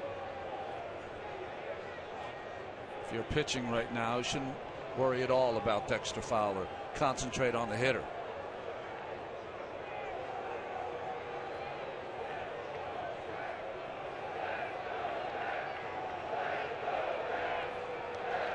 Schwarber waiting on a 2-0.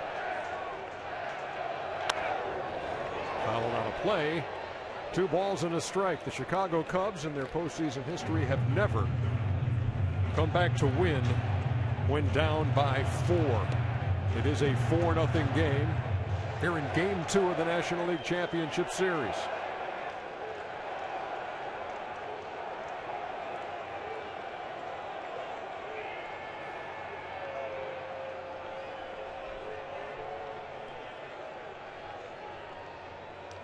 This Cubs team has been knocking down barriers all summer long.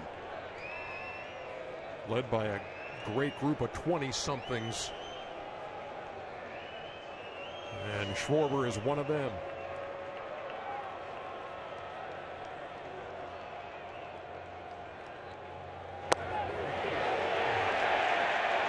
Well, that's the one thing that's been in the favor of Syndergaard, is that he's been getting that little extra room off the outside part of the plate from home plate umpire Tim Timmons.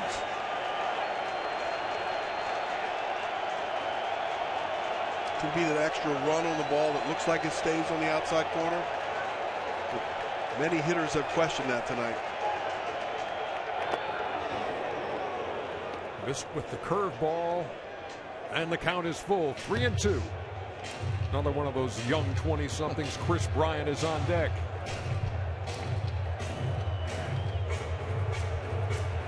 Boy, it's almost like Schwarber every at bat is getting a better read on Syndergaard, seeing it a little better, not swinging at that breaking ball in the dirt. Dexter Fowler with the lead at second. Payoff pitch to Schwarber, and he got him again.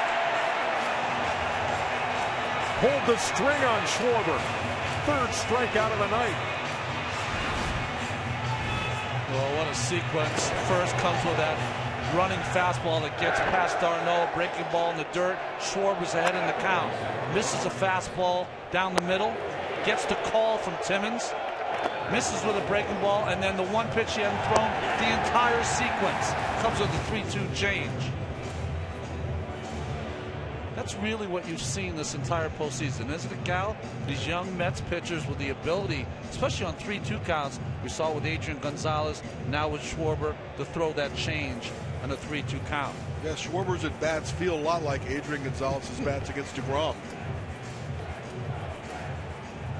He had a good at bat. He laid off some pitches, and then 3-2 comes back with a 90-mile-an-hour changeup that just drops. Looks exactly like a fastball, but fools you by about 10 miles an hour. Chris Bryant, an outstanding hitter on first pitch. And with 2 outs, to see those 48 ribbies, 3rd in the majors. Fowler still out there at second. And Bryant takes a strike. He singled his first time, flying out to center in the 4th. Cubs trying to get on the board in a 4-0 game.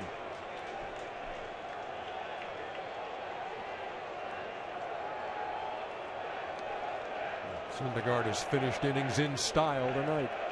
Colin Darno out.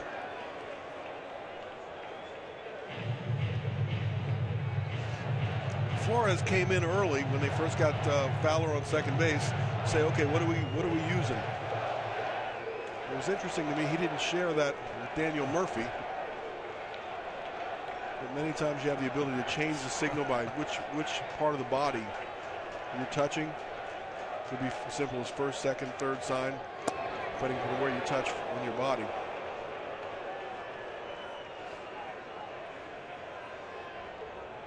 Might not have been about changing the sequence of signs. It might have been just talking about what to throw. This will be the 99th pitch by Syndergaard, probably his last batter.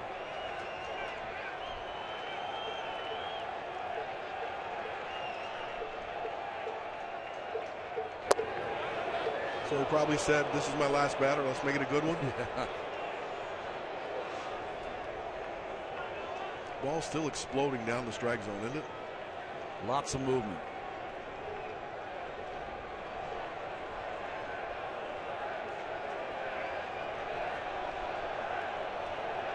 The 2-1 to Bryant. In the dirt, 3 balls and 1 strike.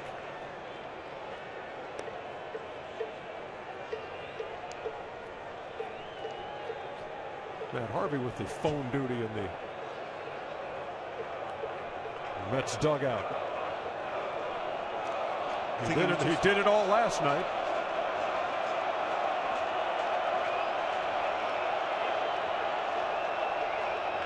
The 3-1 is drilled to left. Back toward that wall and off the wall. The Cubs are on the board as Chris Bryant doubles with 2 out. And it's 4-1. Boy, that ball was pounded. Well, Ernie, you talked about Chris Bryant, 48 2-out RBIs during the regular season. He does it again. It's a 3-1 fastball. The uppercut swing of his produces a top spin. And the ball still gets out there on the top spin and hits the wall, the top part of the wall.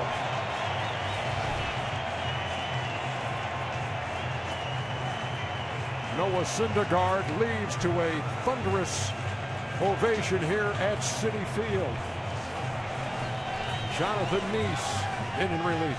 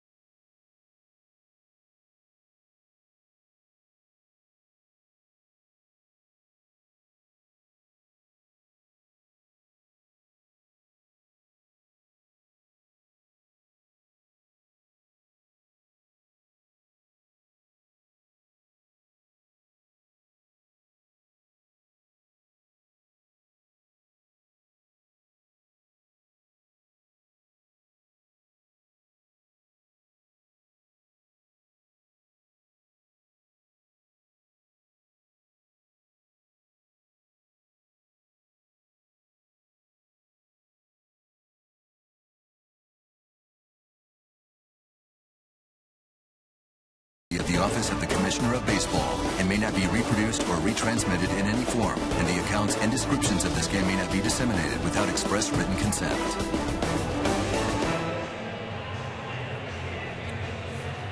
Five and 2/3 innings for Noah Syndergaard. 1 earned run, the runner at second. Chris Bryant belongs to him as Jonathan Neese enters the game. He was a starter for most of the season, pitching with a heavy heart tonight. Lost his grandmother that he was very close to. And on the off day, he'll be going back to Ohio to attend her funeral and then on to Chicago. Throws a strike to Anthony Rizzo. You think the lefty-lefty matchup will bother Rizzo? He's hitting .462 with runners in scoring position versus left-handed pitching. And both of his home runs in the LDS came off lefties.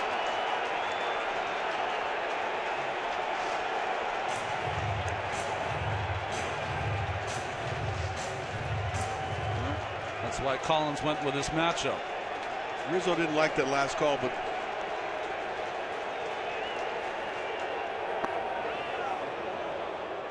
One ball and 2 strikes. Darno does a nice job of presenting the low pitch.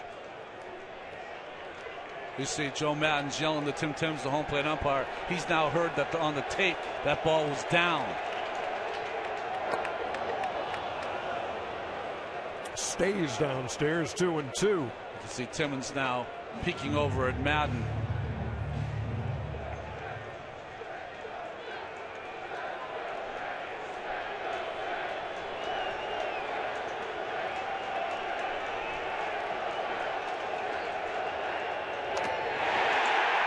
Just got a piece to stay alive.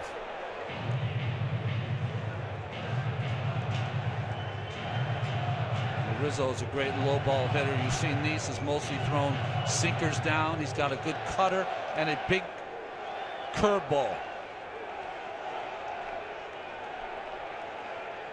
Chris Bryant, the runner at second. He doubled in the Cubs' run here in the inning. And that missed. And the count full. Fowler had singled with 1 out. After Schwarber struck out, Bryant doubled off the wall. And there he stands at second. Cubs down 4-1.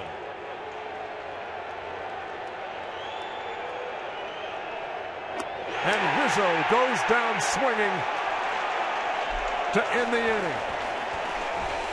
Jonathan Neese pointed skyward, did his job.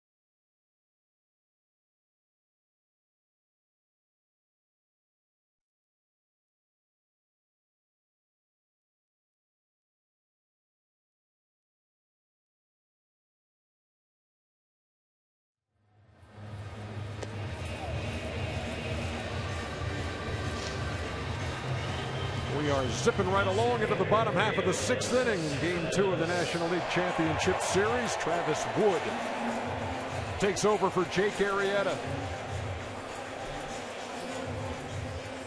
Tommy La Stella stays in the game. He's at second. And Starlin Castro moves from second to short, so Javier Baez out of the game here in the 6th.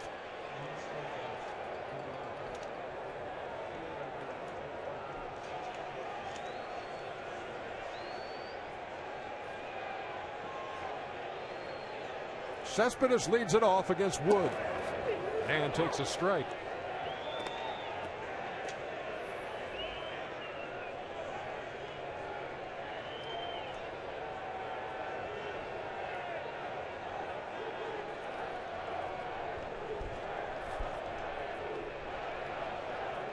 Wood 5'11", 175, and that's up and in to Cespedes.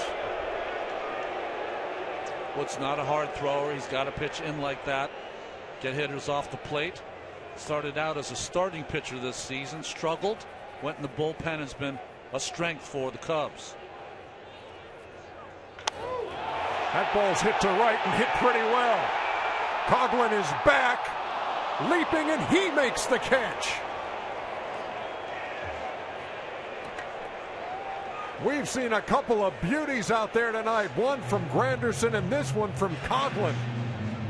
Up against the fence in right.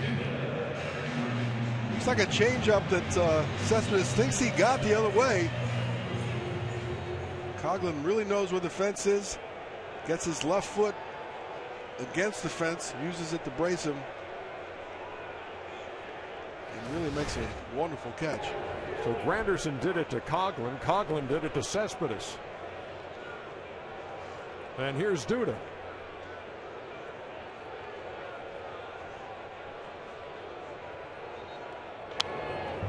Cubs bullpen in the postseason, 22 strikeouts and only 1 walk. That's one of Duda's best swings in a while right there. Found it straight back. Justin Grimm up for the Cubs in the bullpen right now.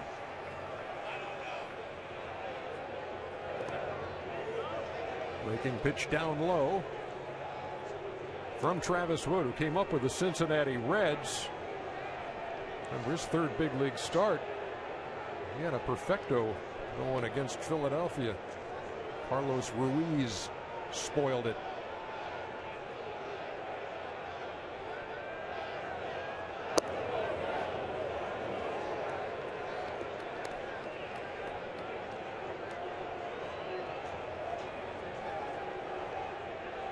Duda at the plate with 1 down. D'Arnaud on deck. Mets on top 4-1. They have chased Jake Arrieta. So Arrieta, who came in with the possibility of becoming the first Cubs pitcher in franchise history to win 3 games in a single postseason, won't happen tonight.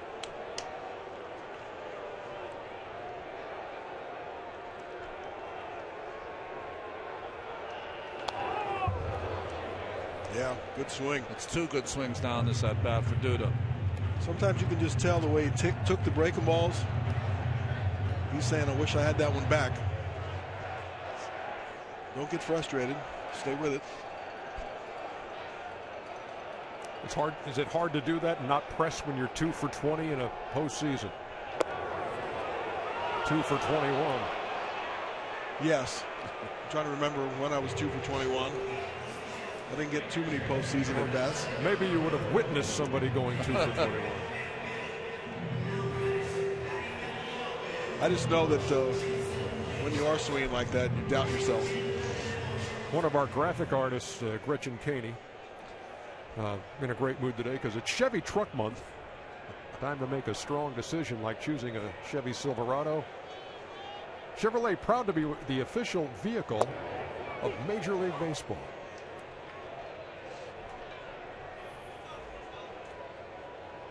2 up, 2 down for Travis Wood here in the 6th. And here's D'Arnaud.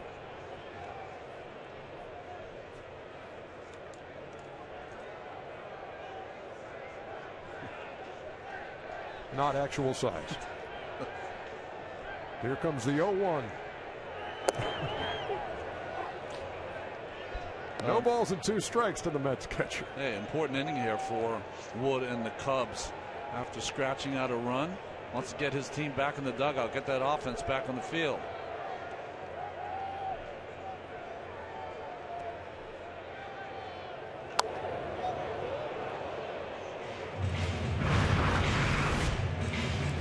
Here was Travis d'Arnaud last night. And a ball that just kept going and going and hit that big apple in straightaway center field.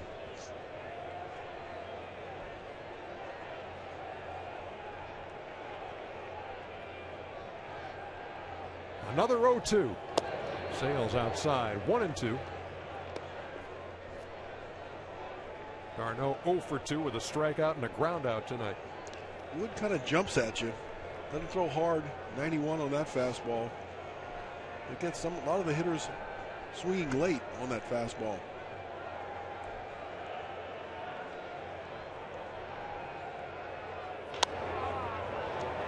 In foul territory. Is there room over there for Rizzo? Yes, there is. Second straight game, Rizzo's gone over there in the first row and plucked one out. Good inning for Travis Wood. We head to the 7th in game 2.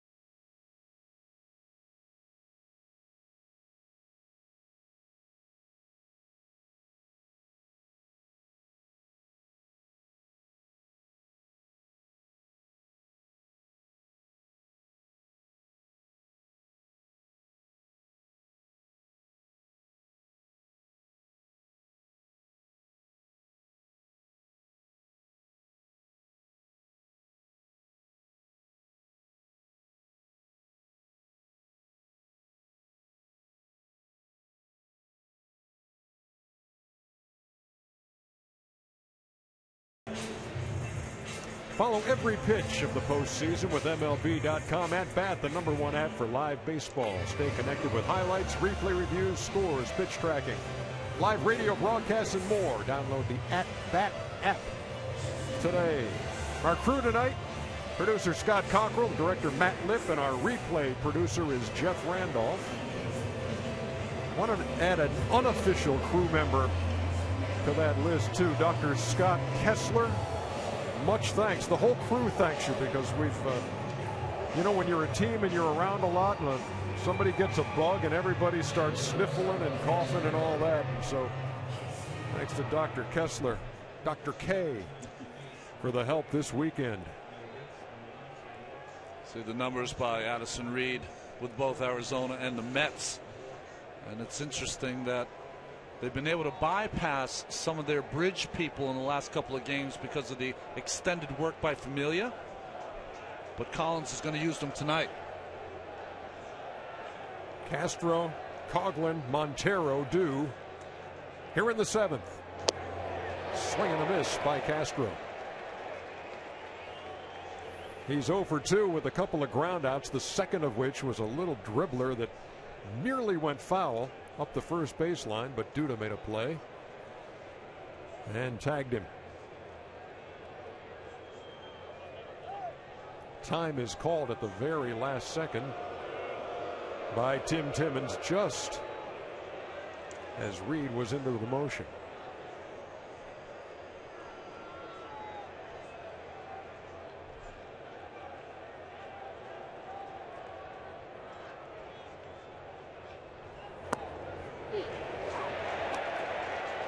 No balls and 2 strikes. Reed had been the closer for the Chicago White Sox for a few seasons, traded over to Arizona, kind of lost his way, but then righted himself in the second half. And that's why the Mets traded for him, for bullpen depth.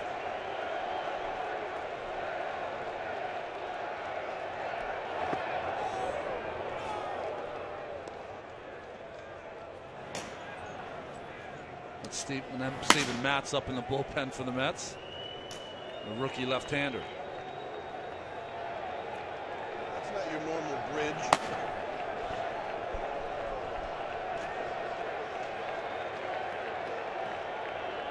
One-two to Castro is lined to third, into the glove of David Wright, 1 down. Chris Coughlin comes to the plate, and we have the stat cast on the catch he made at the wall off Cespedes.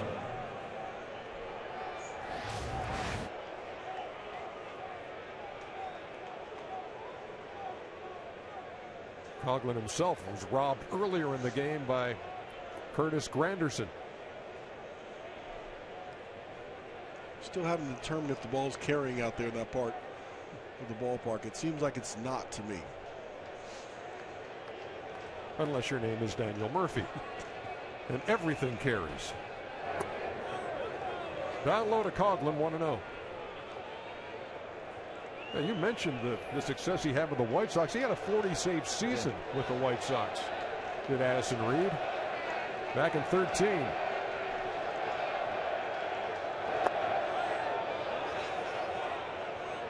So during the season, when the starters go deep, he gives the bullpen sometimes some much needed rest.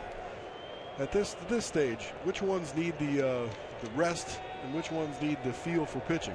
Well, I think you have to go to the guys that have kind of done it their whole career. Reed was, as Ernie said, 40 saves one season. Clippard has been a guy that's closed out games before also.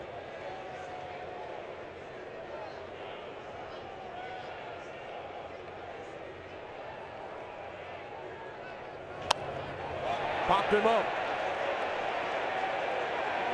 Wright wants it and has it. 2 up and 2 down.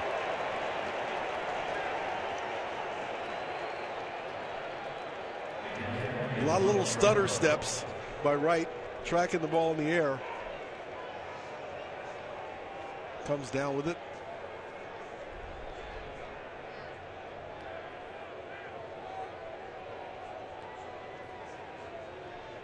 The wind in stadiums can play tricks with the ball. It swirls inside. Sometimes it goes a different direction than what the flag is showing you it's going.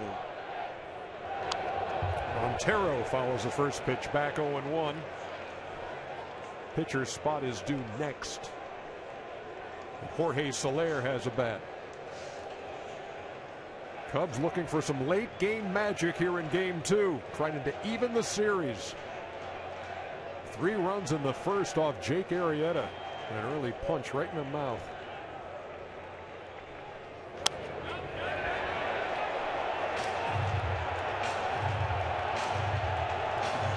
Is there a superhero in the house for Chicago?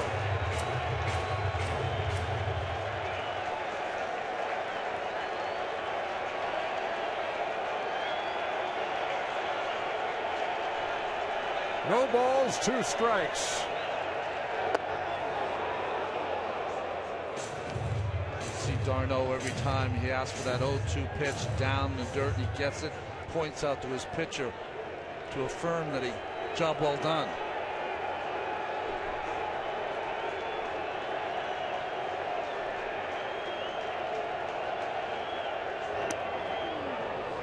You like that as a pitcher, Ron?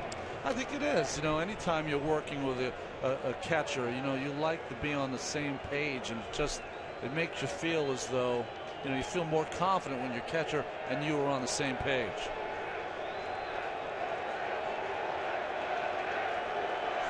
The 2-2. I'll hit straight back. Do that again. Another great crowd here at Citi Field.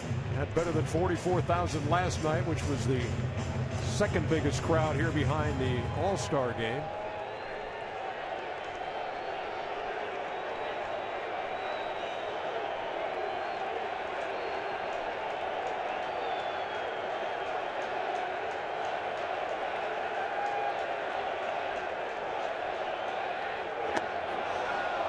Missed down low, count full.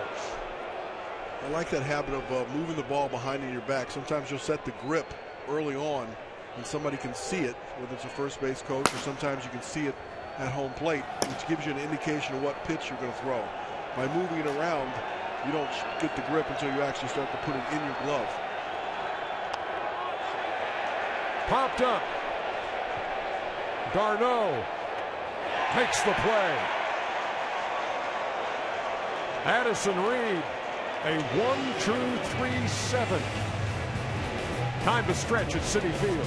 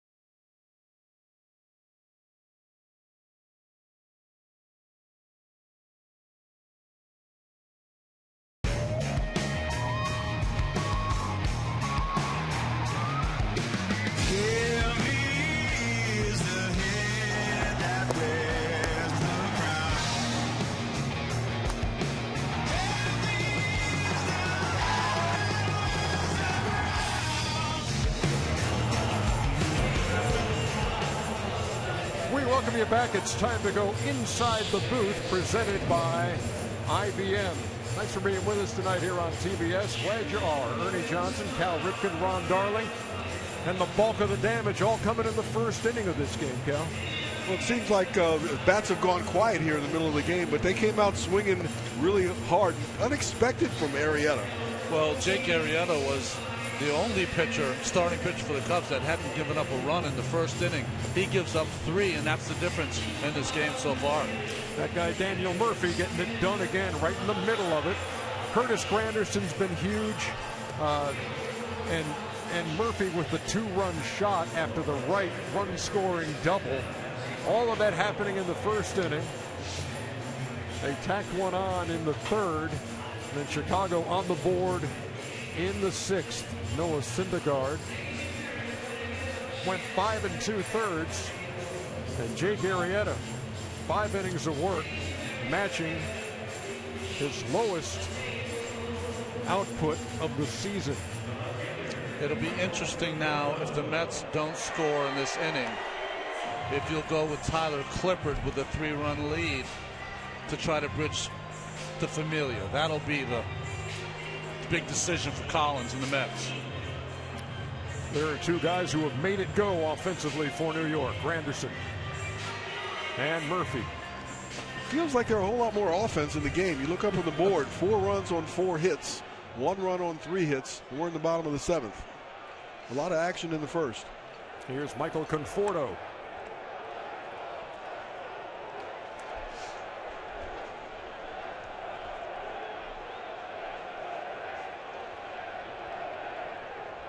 Travis Wood begins his 2nd inning of work and throws a strike to the Mets left fielder. There's another one of those bunts or fake bunts, just to plant the thought you won't be able to shift completely. Well, Conforto will be an everyday player at some point for the Mets, but only 14 at-bats this summer against left-handed pitching. Already a book on him as the shift is on.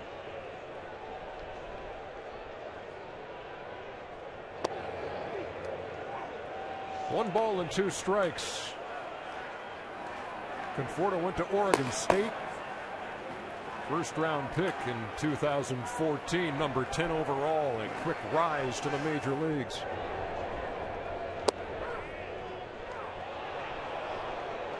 And he's caught looking for the first out of the 7th. Good job by Wood. This ball's supposed to be outside, but it ends up on the inside corner and gets the call from home plate umpire Tim Timmons. Set him up away. I think Conforto thought one of the pitches that was called a strike was a little away. Now he's thinking, I can't cover both sides. Looks away and then gets one on the inside corner. Here's Wilmer Flores. Wood has set down the first 4 Mets he's faced.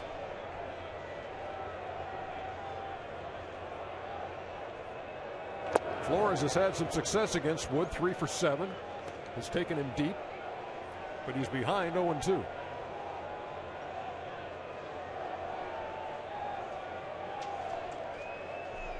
A couple of teams here missing the shortstops who began their playoff series as Flores takes a called 3rd strike. Ruben Tejada, of course, with the broken leg and the Chase Utley play.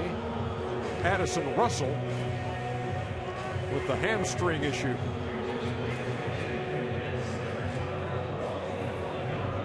And Juan Lagares will pinch hit here in the 7th. He'll pinch hit here against the lefty Wood, but also he will come in for defensive purposes in the 8th inning. Cespedes will move to left, or that's the way it's been most of the season for the Mets when they have a lead. Up there hacking, 0-1. Wood, who usually mixes up his pitches, is just coming straight fastball versus the Mets hitters. Lagares 5 for 10 in this postseason. And again, a hefty cut, 0-2.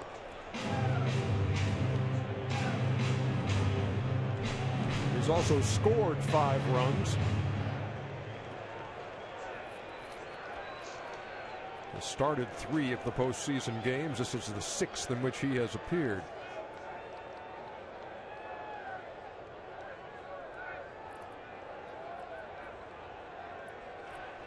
How many pitches does he have, Ronnie? He went through about 4 or 5, didn't he? Faced 5 batters, struck out 3 of them so far. Where's that Chevy pitch arsenal when you need it? Couldn't get him to chase. 1 and 2.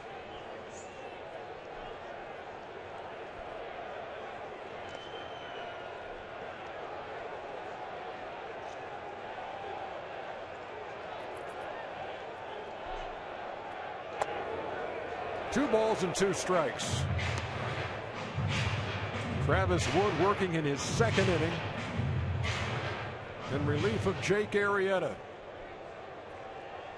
A 22-game winner in the regular season, 2-0 in the postseason. And Wood strikes out the side in the 7th. In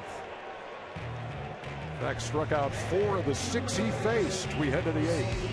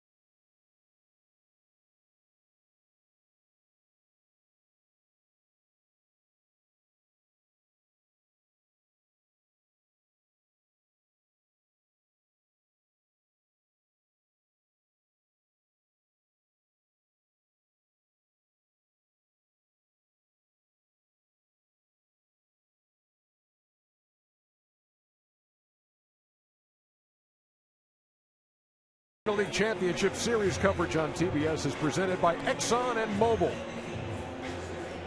Top half of the 8th inning now at Citi Field. New York Mets trying to hold serve in the first 2 games of this series. It heads to Chicago for the next 3, Tuesday, Wednesday, and Thursday. And Tyler Clippard becomes the 4th Mets pitcher of the night. Juan Lagares stays in the game in center field, and Cespedes moves from center to left. Clippard started his career with the Yankees, did some of his best work with the Washington Nationals, went over to Oakland this winter, traded over to the Mets, and this is his most important inning in a Met uniform. It will begin with a pinch hit appearance by Chris Denorfia. Denorfia often a late inning defensive replacement used by Joe Madden. Challenged And he swung through it. Clippard has not pitched a lot, so had some back issues late in the season. Maybe he got that fastball back.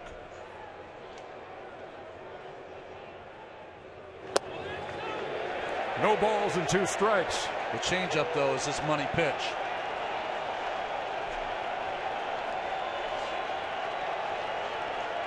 Clippard appeared in Game 1 and Game 4 of the division series against the Dodgers.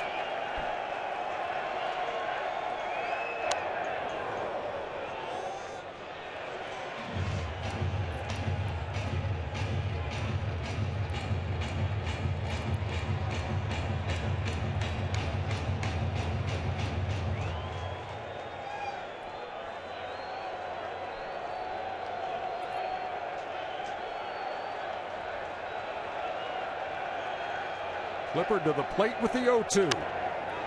Popped up. Daniel Murphy.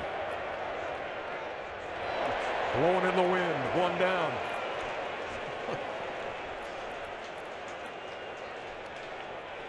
It's good to see all the fielders are having the same reaction on the fly balls.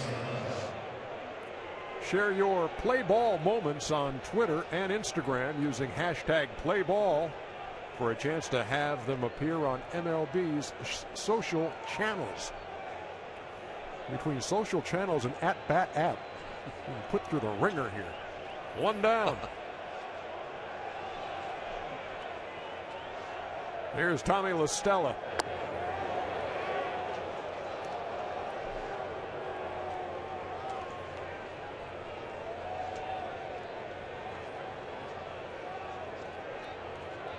Clippard features a fastball, curveball, and change. On the ground to first. Duda with the stop and the flip. 2 down. Like you said, Cal, even the bullets right at people. It's the part when you're unlucky. There's a changeup right here. Estella's all over it. Duda flashing his glove work down there. Makes sure he catches it. Makes a nice flip to Clippard. Top of the order now, and Dexter Fowler.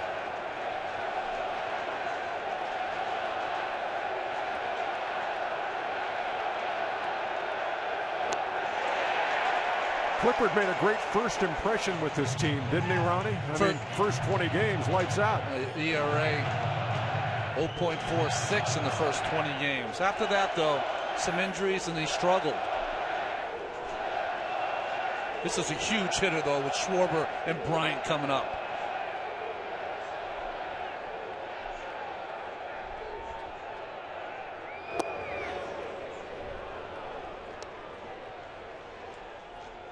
Fowler grounded out in the first, walked in the third, singled in the sixth, moved to second on a wild pitch, and then scored on the Chris Bryant double off the wall. That's all of the Chicago scoring here in Game 2. Missed the inside corner, 2-1. Good call by Tim Timmons. That pitch missed. With Clippard, it is his changeup that sets up his fastball.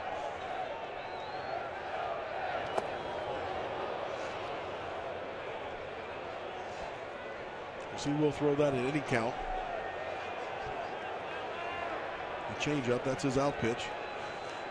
I can imagine here you're going to see the fastball.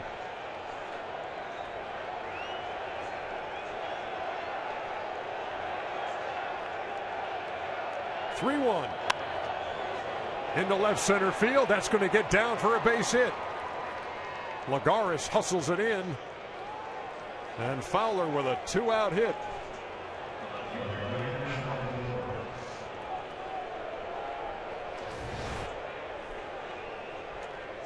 Fowler got in the fastball count, made the most of it.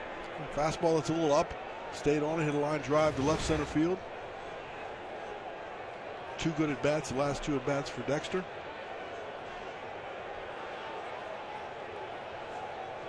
Surprised Familia's not up. Not for Schwarber, but for Bryant next. Schwarber stands in with 2 down, a runner on. He homered in the 8th last night.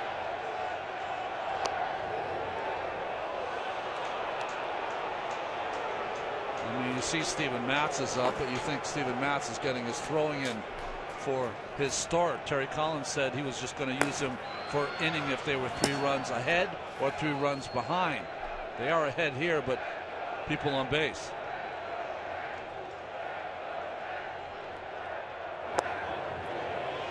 Schwarber has struck out 3 times tonight. But with 1 swing, he can bring the Cubs within a run.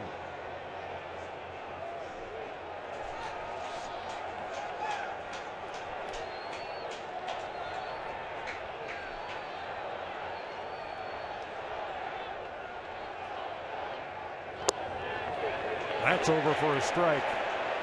The change at 80. The problem for these Mets relievers before you get to Familia is that the starters throw harder than the relievers. Usually it's the other way around. Starters are throwing 97, 98. The relievers are coming throwing 92 or 93. Fowler edges away at first. Schwarber waiting on a 2-1 from Clippard. 2-2.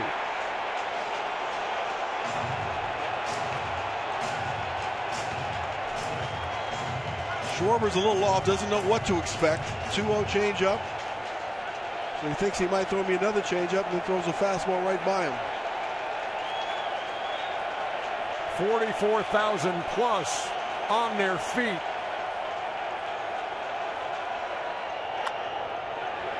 In the air to left field. Easy for Cespedes. And that does it for the Cubs in the 8th. Big inning for Tyler Clippard. We head to the bottom half.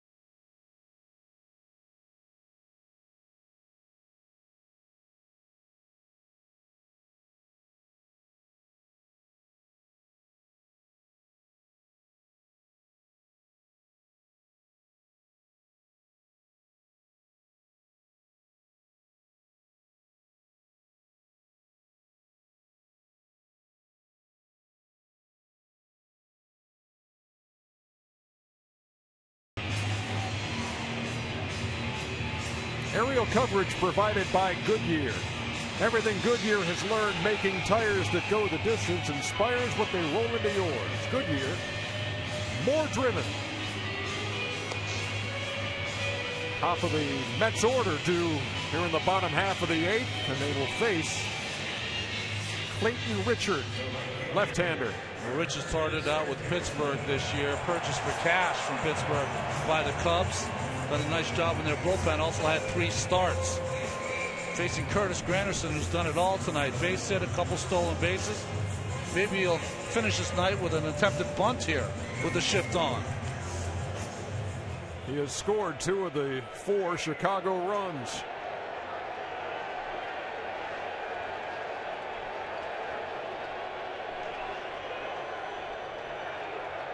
Richard into the wind and throws a strike, 0-1.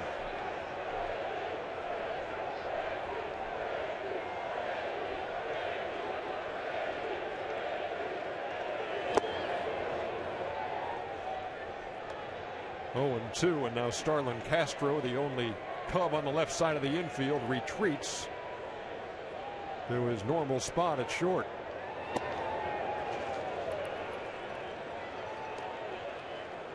Way in and up. All fastballs.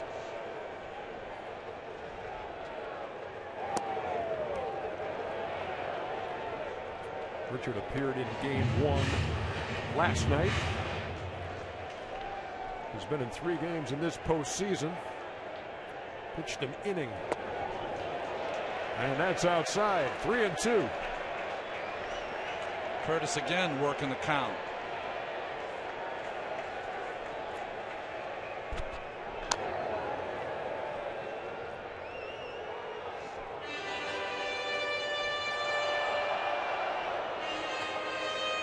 Eight hits with 2 strikes in the postseason for Curtis.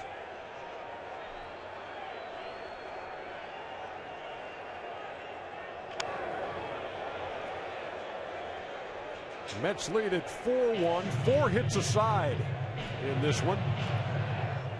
3 first-inning runs. May do the trick for the Mets here in game 2. Bouncer to first. Rizzo with the flip to Richard for the first out. Matt Weiner, what you got? EJ, it's amazing how a career can turn around. Clayton Richard hadn't pitched in the majors since 2013 when the Cubs purchased his contract from the Pirates. Made his debut in July, but they designated him for assignment about 3 weeks later. He barely got back home to Indiana before the Cubs called him back to the big league club, and here he is pitching in the NLCS. All right, thank you, Matt. David Wright steps in with 1 down here in the 8th. Line drive at third, and Bryant makes the play.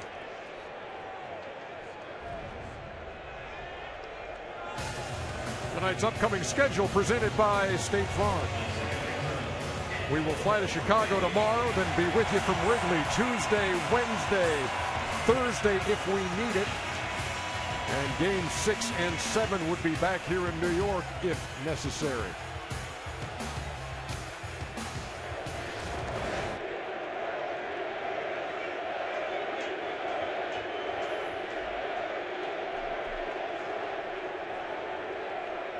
Daniel Murphy. 2-run homer in the first off Jake Arrieta. His 5th of the postseason.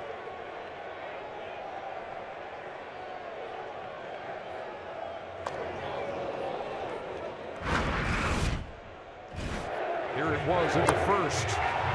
Went down and got that breaking pitch from Arrieta and got it just inside the foul pole. Hits a homer foul, and then hits a homer fair.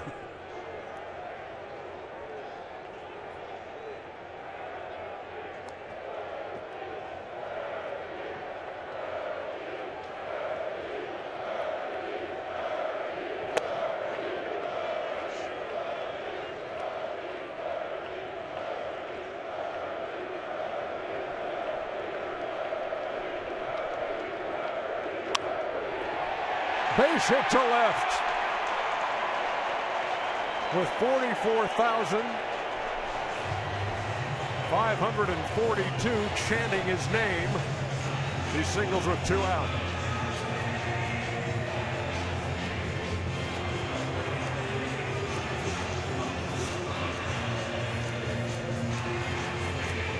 And on this chilly night in New York, Joe Madden makes his way to the mound here in the 8th.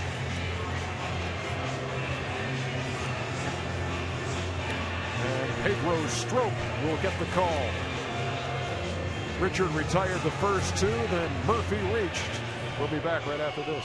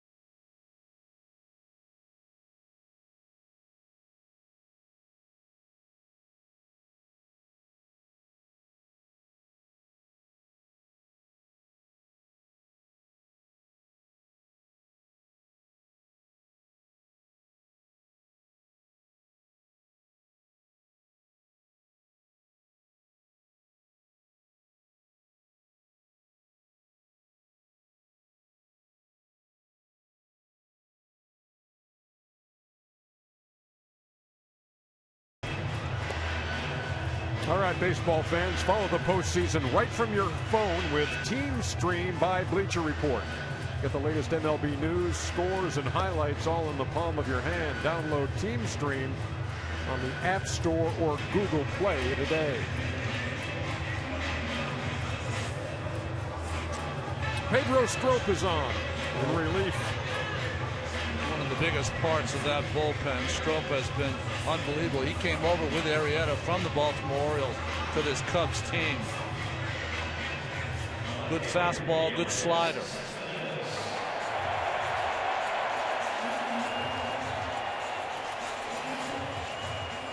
Max Strop came over with Arrieta from Baltimore for Scott Feldman, Steve Clevenger.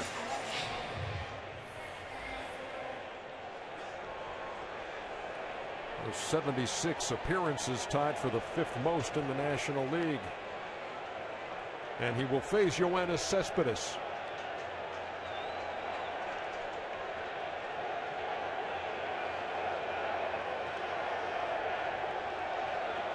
Murphy edges away from first.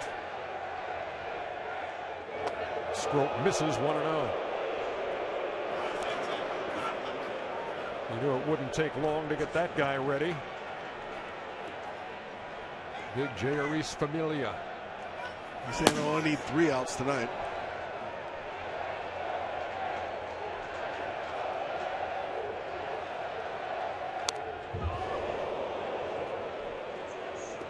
He was geared for that fastball.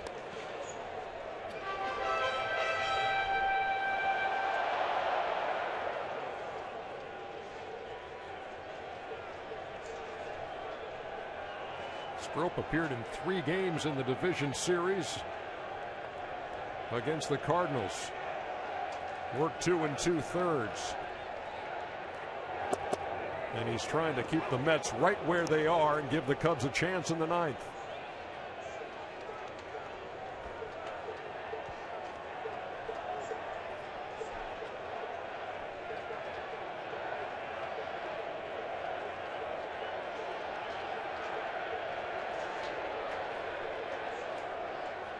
A 1-2 in the dirt.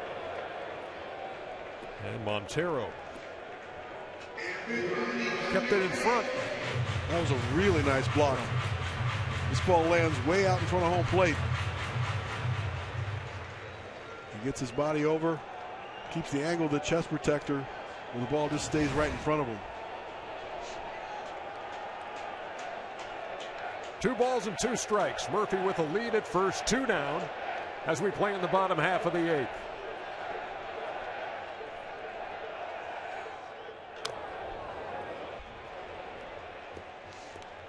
This seems to be his count, 2-2. Both homers in the NLDS on a 2-2 count.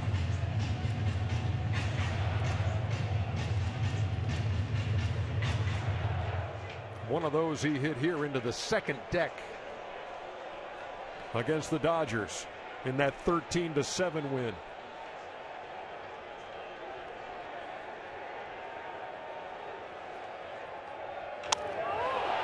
This is to right center field. And playable for Coughlin. And that'll do it for the Mets in the 8th. We head to the 9th. Cubs down 3.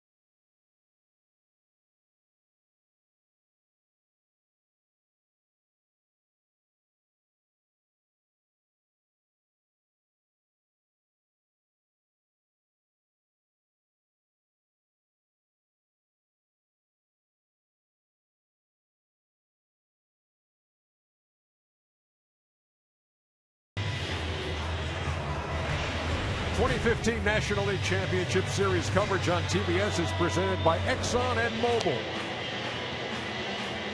League Championship Series action continues tomorrow on FS1 as the Royals and Blue Jays go north of the border for Game 3. Game 4 will be Tuesday afternoon.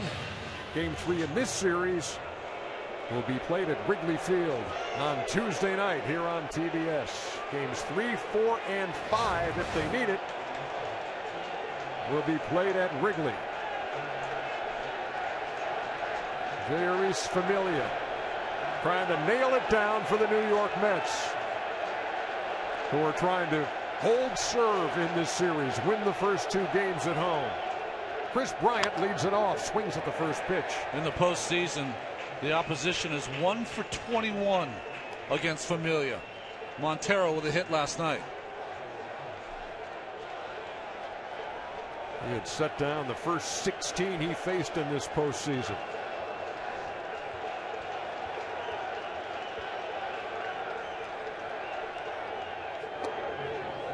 Inside, he misses 1-1.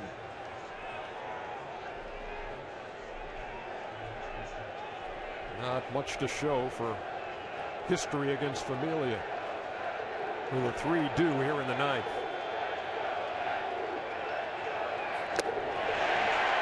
One and two. Bryant has knocked in the only Chicago run tonight. Came in the 6th inning, a 2-out double that scored Dexter Fowler.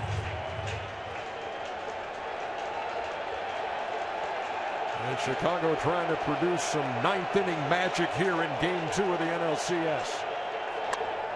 In the air to right field.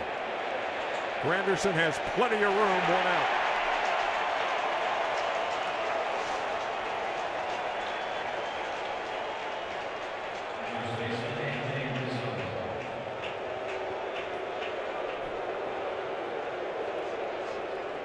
Familia in his save opportunities with a 1-run lead, 16 for 19, with a 2-run lead, 17 for 19. 3-run lead, 13 for 13. They lead by 3 here in Game 2. And here's Rizzo.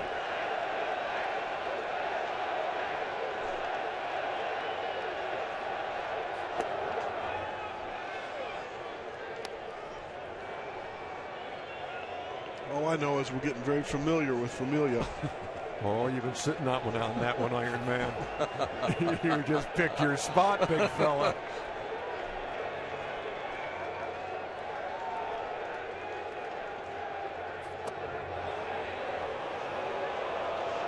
He was on last night, and the Cubs actually brought the tying run to the plate in the 9th. Daniel Murphy made that great diving stop to end the game.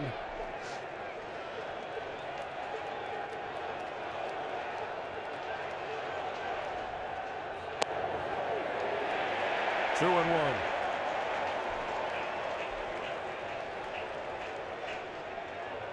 Even the 2-0 fastball, because of the sinking action, makes the hitter look awkward at the plate. I don't usually get much sinking action high in the strike zone. I tended to buckle Rizzo a little bit.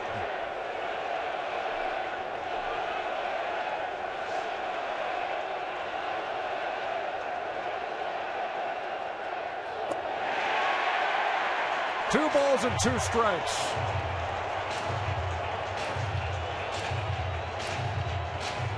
His velocity is a little down tonight, too. Not the movement on his fastball, though.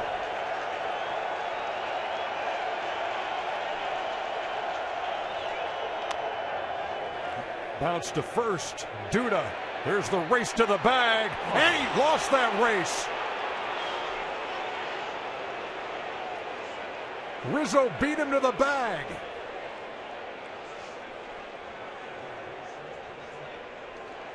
What great hustle by Rizzo, backing up his Duda, and Familia was never going to get there in time. I wonder which one happened first. Did the foot race start and then Familia stop coming, or did Familia just wasn't going to get there? I don't think he was going to get there in time. Mistake by the Mets, great hustle by Rizzo. So a 1-out infield single brings Castro to the plate. Let's see if that lapse will cost New York here in the 9th.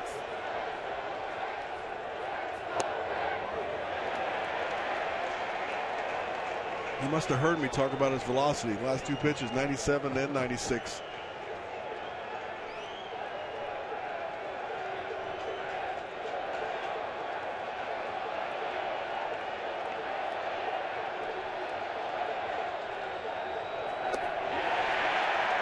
Familia ahead 0-2. Cubs need traffic. Another look. Familia ball to Duda. He just fell asleep on the play. They didn't read it well. Didn't get off. Duda didn't have any choice but to try to take it himself.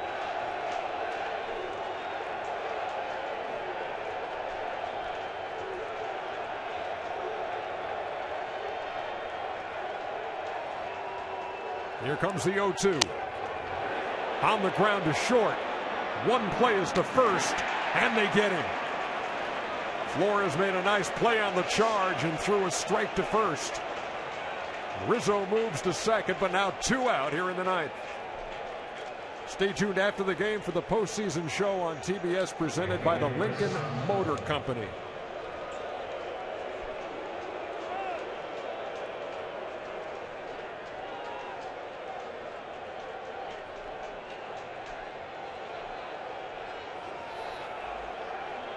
Cubs down to their last bullet. Chris Coughlin at the plate.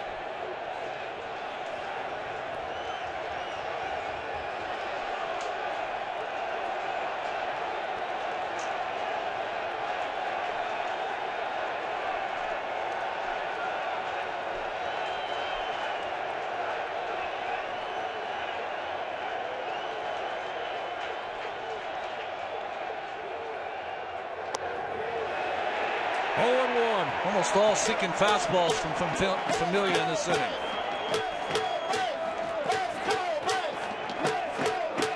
Coughlin was robbed of a home run by Curtis Granderson back in the second. He's 0 for 3, trying to keep the Cubs afloat here in the ninth.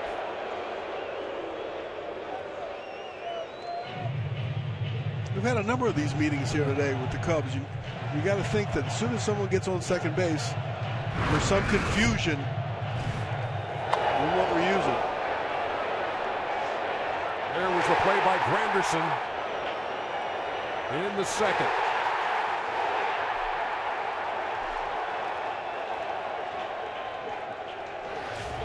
No balls, 1 strike.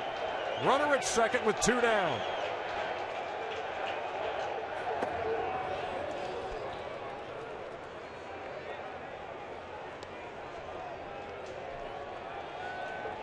A nervous anticipation falling over Citi Field.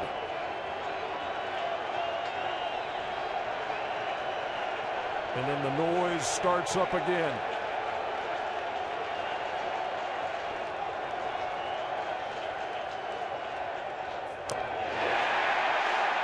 They're a strike away from a 2-0 lead.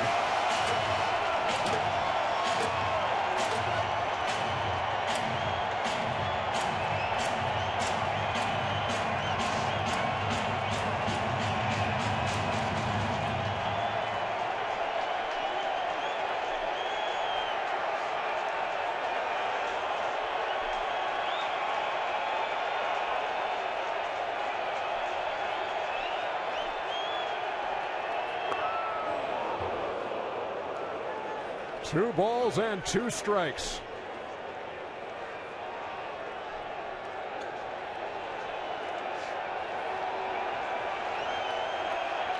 Familia 6'3", 240. Just turned 25. Looking for his 4th save of this postseason. Tap toward first. He's going to get over there this time.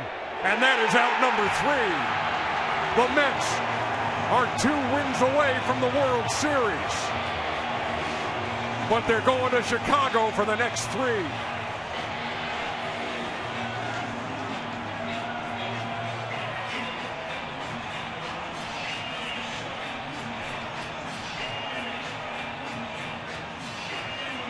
They take the 2-0 series lead by beating Jake Arrieta, whose only other road loss this year was May 7th at St. Louis. Well, that's the real issue here, is that the Mets have held serve at Citi Field. They're going to Wrigley, but they've already fired the Lester bullet. They fired the Arrieta bullet. The Mets have to go out in the wings.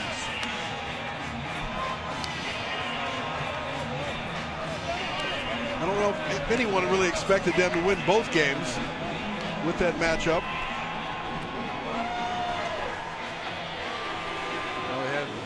Cubs had 10 home runs against the St. Louis Cardinals in those 4 games. Only 1 in the first 2 here.